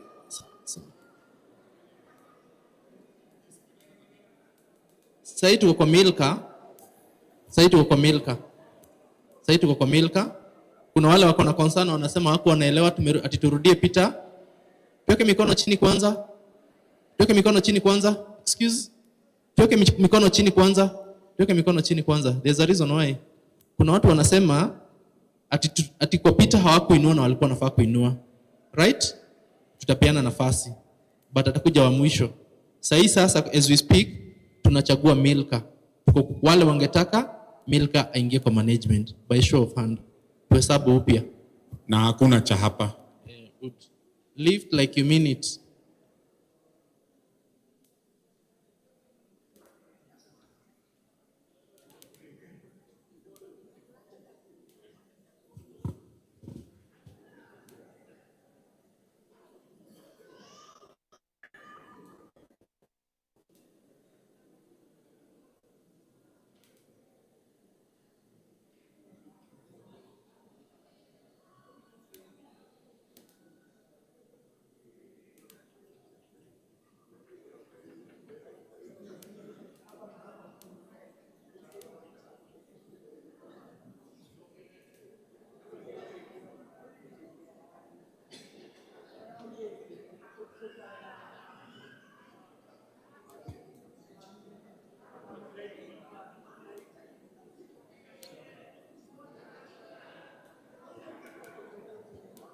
Tunagoja hiyo side.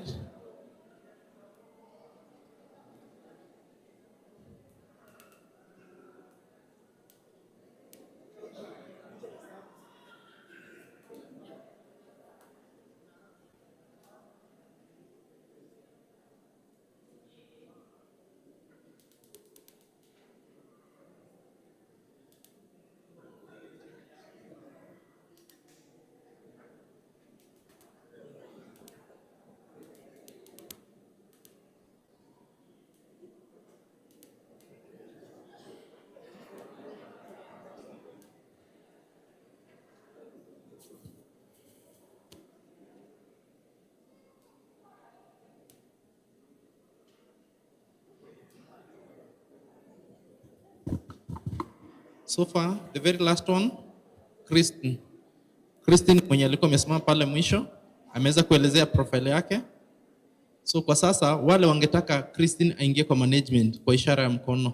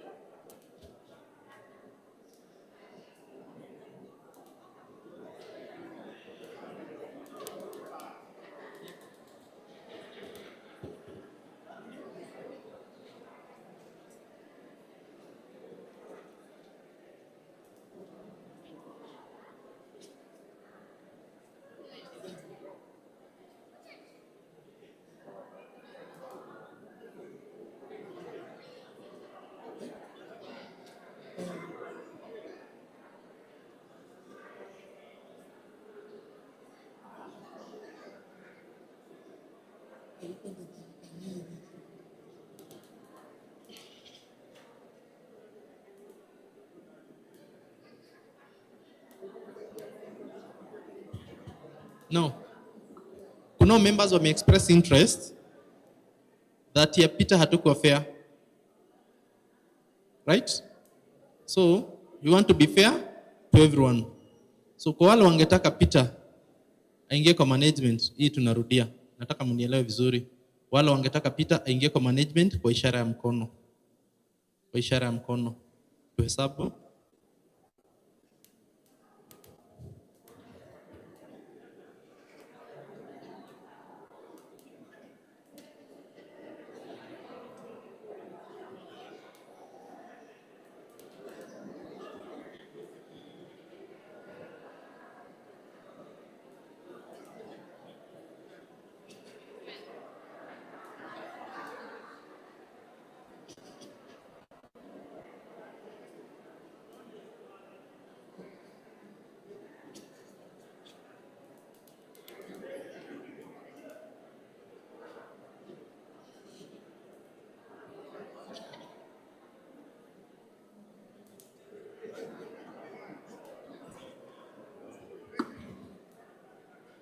So we have the results. Members, tulikuwa na mkutano mmoja. Nikomaliza tunamaliza. Aya. Wanaweza itwa? Tutulie. Waitwe? Ni fire, si fire.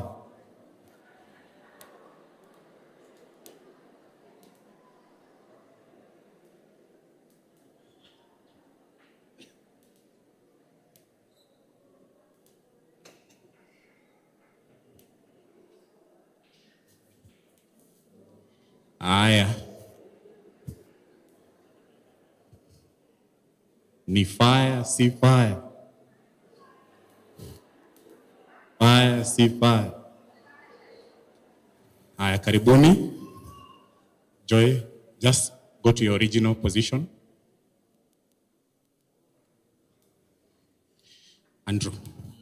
So thank you so much. Once I want to appreciate you people because you expressed interest to join the management, right? So walifanya kitu ya maana. Yeah. So mine is to thank each and everyone, and regardless of the outcome, mi naomba tu muweze kuwa good ambassador wa hii kikundi. Wakati mlikuwa pale nje, tumeweza kunongonezana na members, na wakasema that next time, wakasema there's always next time, to one and the only Peter. So wakasema Peter, next time,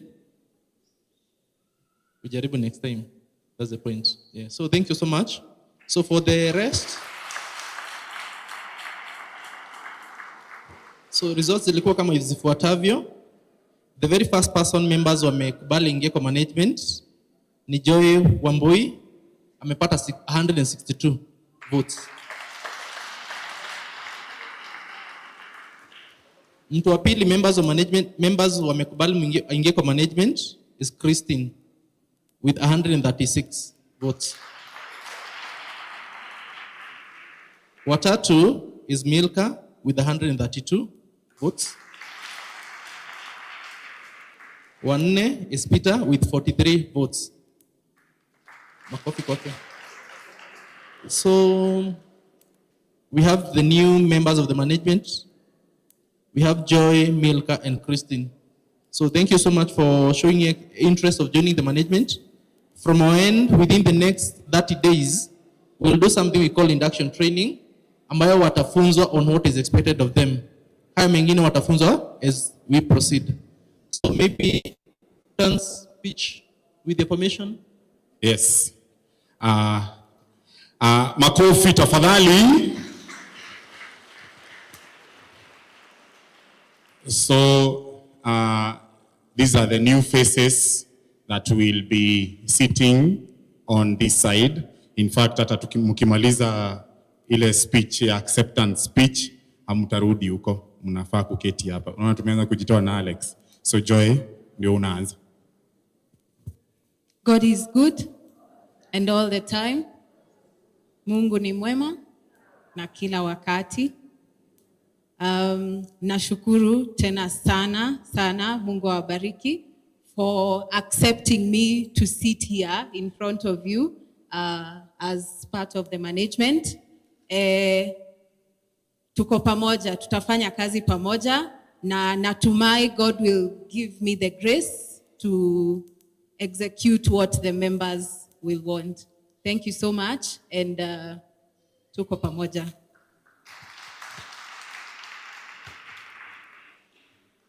That is Joy Mureithi. Congratulations and welcome. Milka. God is good. Yangu ni machache ni kusema asanteni sana for believing in me and I'll do my best kwa hii chama. Asanteni sana. Congratulations, Milka. You may have a seat. Christy. Tumsifu Yesu Kristu. Asanteni kwa kunichagua and Kenya tunaweza sema, I hope tunaweza learn pamoja. Asanteni sana. Kuna mtu online akasema weka mawe. Tawekwa. Asante. So, with the permission of the chair, we are leaving the management.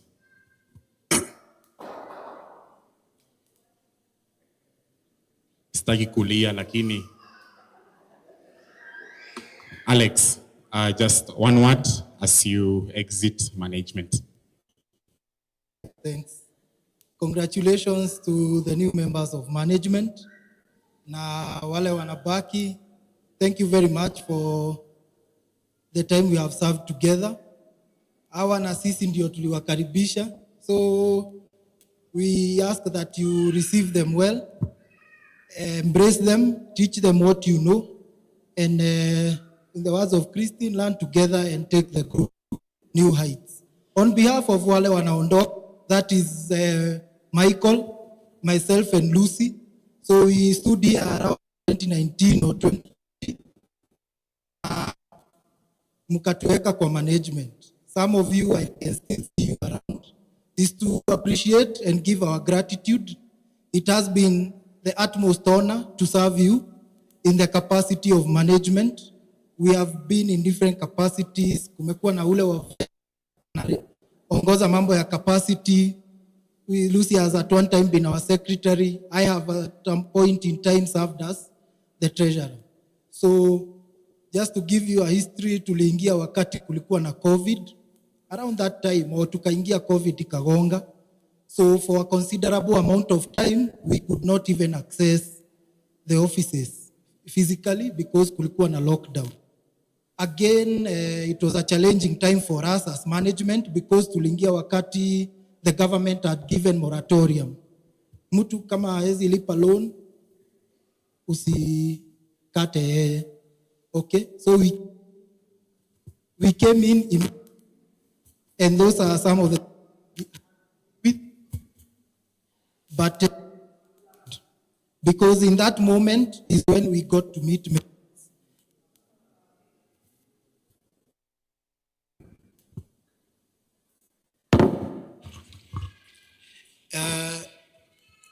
It was an amazing experience for us because tuliingia na immediately we started meeting the members, in engaging them, in speaking with them, and we were learning from them. So wakati huo ukiangalia, we leave the group at a share capital of 158 million. Tukiingia ilikuwa at 76 million. We leave the group with 1,870 members when we found it at 1,488 members. We leave the group with an total asset base of 200 million when we found it at 100 million. We leave the group with a surplus of 14 million. A surplus of 14 million. When we came in, it was at 10 million. But we have had the lowest last year when it is us, even here tutabeba. We really had a tough time last year where the surplus was really suppressed, I think at 9 million. We leave the group with loans of 45 million. When we came in, it was at 22 million. That has been your effort. the effort of the exiting members, the members we live here, our patron, former and the current one, and not to forget every other member of management who is seated here in the pamoja na who have served before. Wao ndio walifanya hiyo kazi up to 2019. The group was still doing well. Tumefanya yetu, imefika kule imefika. It is our time to go. We leave it with you. Take it to the next level. All the best. God bless you. God bless you members, and God bless the group. Thank you very much. Makofi tafadhali. Karibu niseme Mheshimiwa Rais.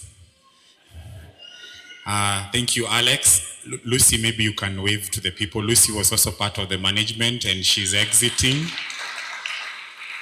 Michael, can you wave to the group? You are exiting. Na tuko kadi. So kitu muhimu venye tu nitasema sitaongezea. Alex amesema venye tulipata group, and we thank akina Madam Kezia, kina Jeff, and any other management member, Francis, and any other management member who has sat. Na Kwanduati, I think he was around. We thank you. Hata nyinyi tungependa one day penye mkalie wapi? Penye mkalie wapi?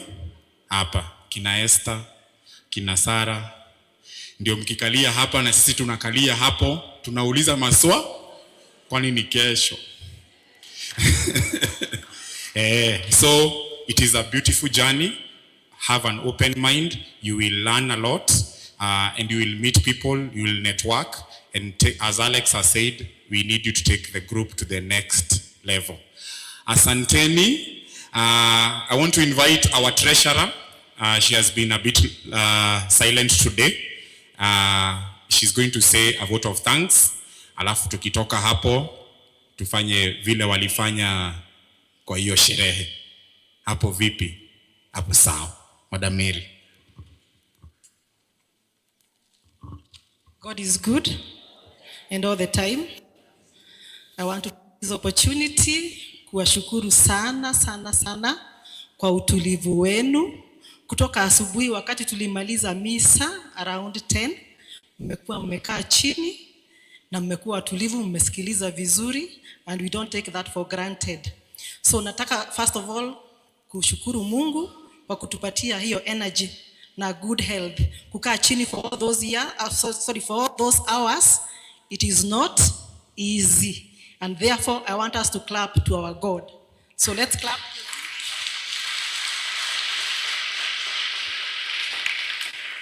Sawa sawa. Now we are almost about to go na kuna food iko pale nje. So what you're going to do, because I know we don't have a lot of energy, tuko na njaa. So from this side nitafanya hivi. Nikifanya hivi unapiga makofi. Nikifanya hivi hawa wanapiga makofi. Are we together? Then kwa sababu hatuna energy hatutapiga sasa ile ya ni hivi. Usigonganishe mikono. So let's start. This side. When I do this, you clap. This side, this side, this side, this side. So let's do it in unison. So let's start.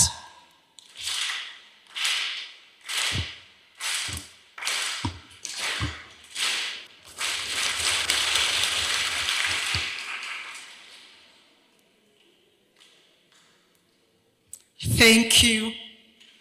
So now nataka tusimame. Nataka tuombe chakula.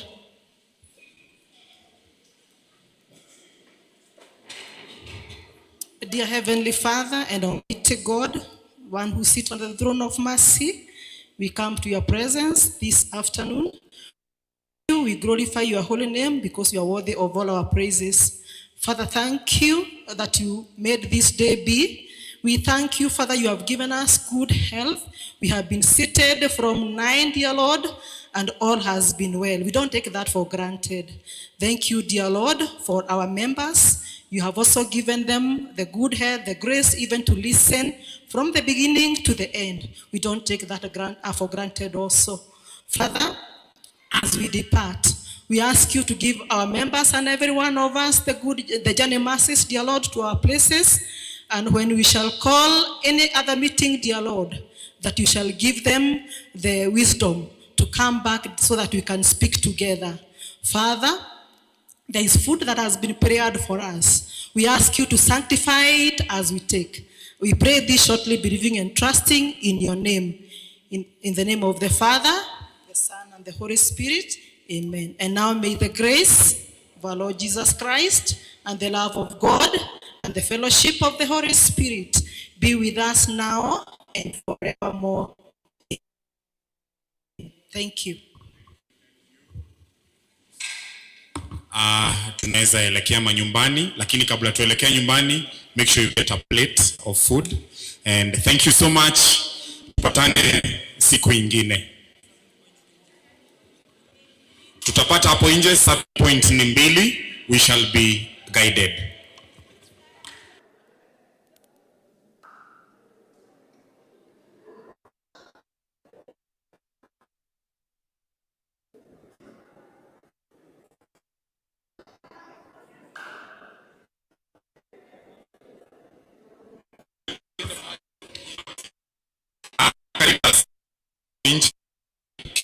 On them.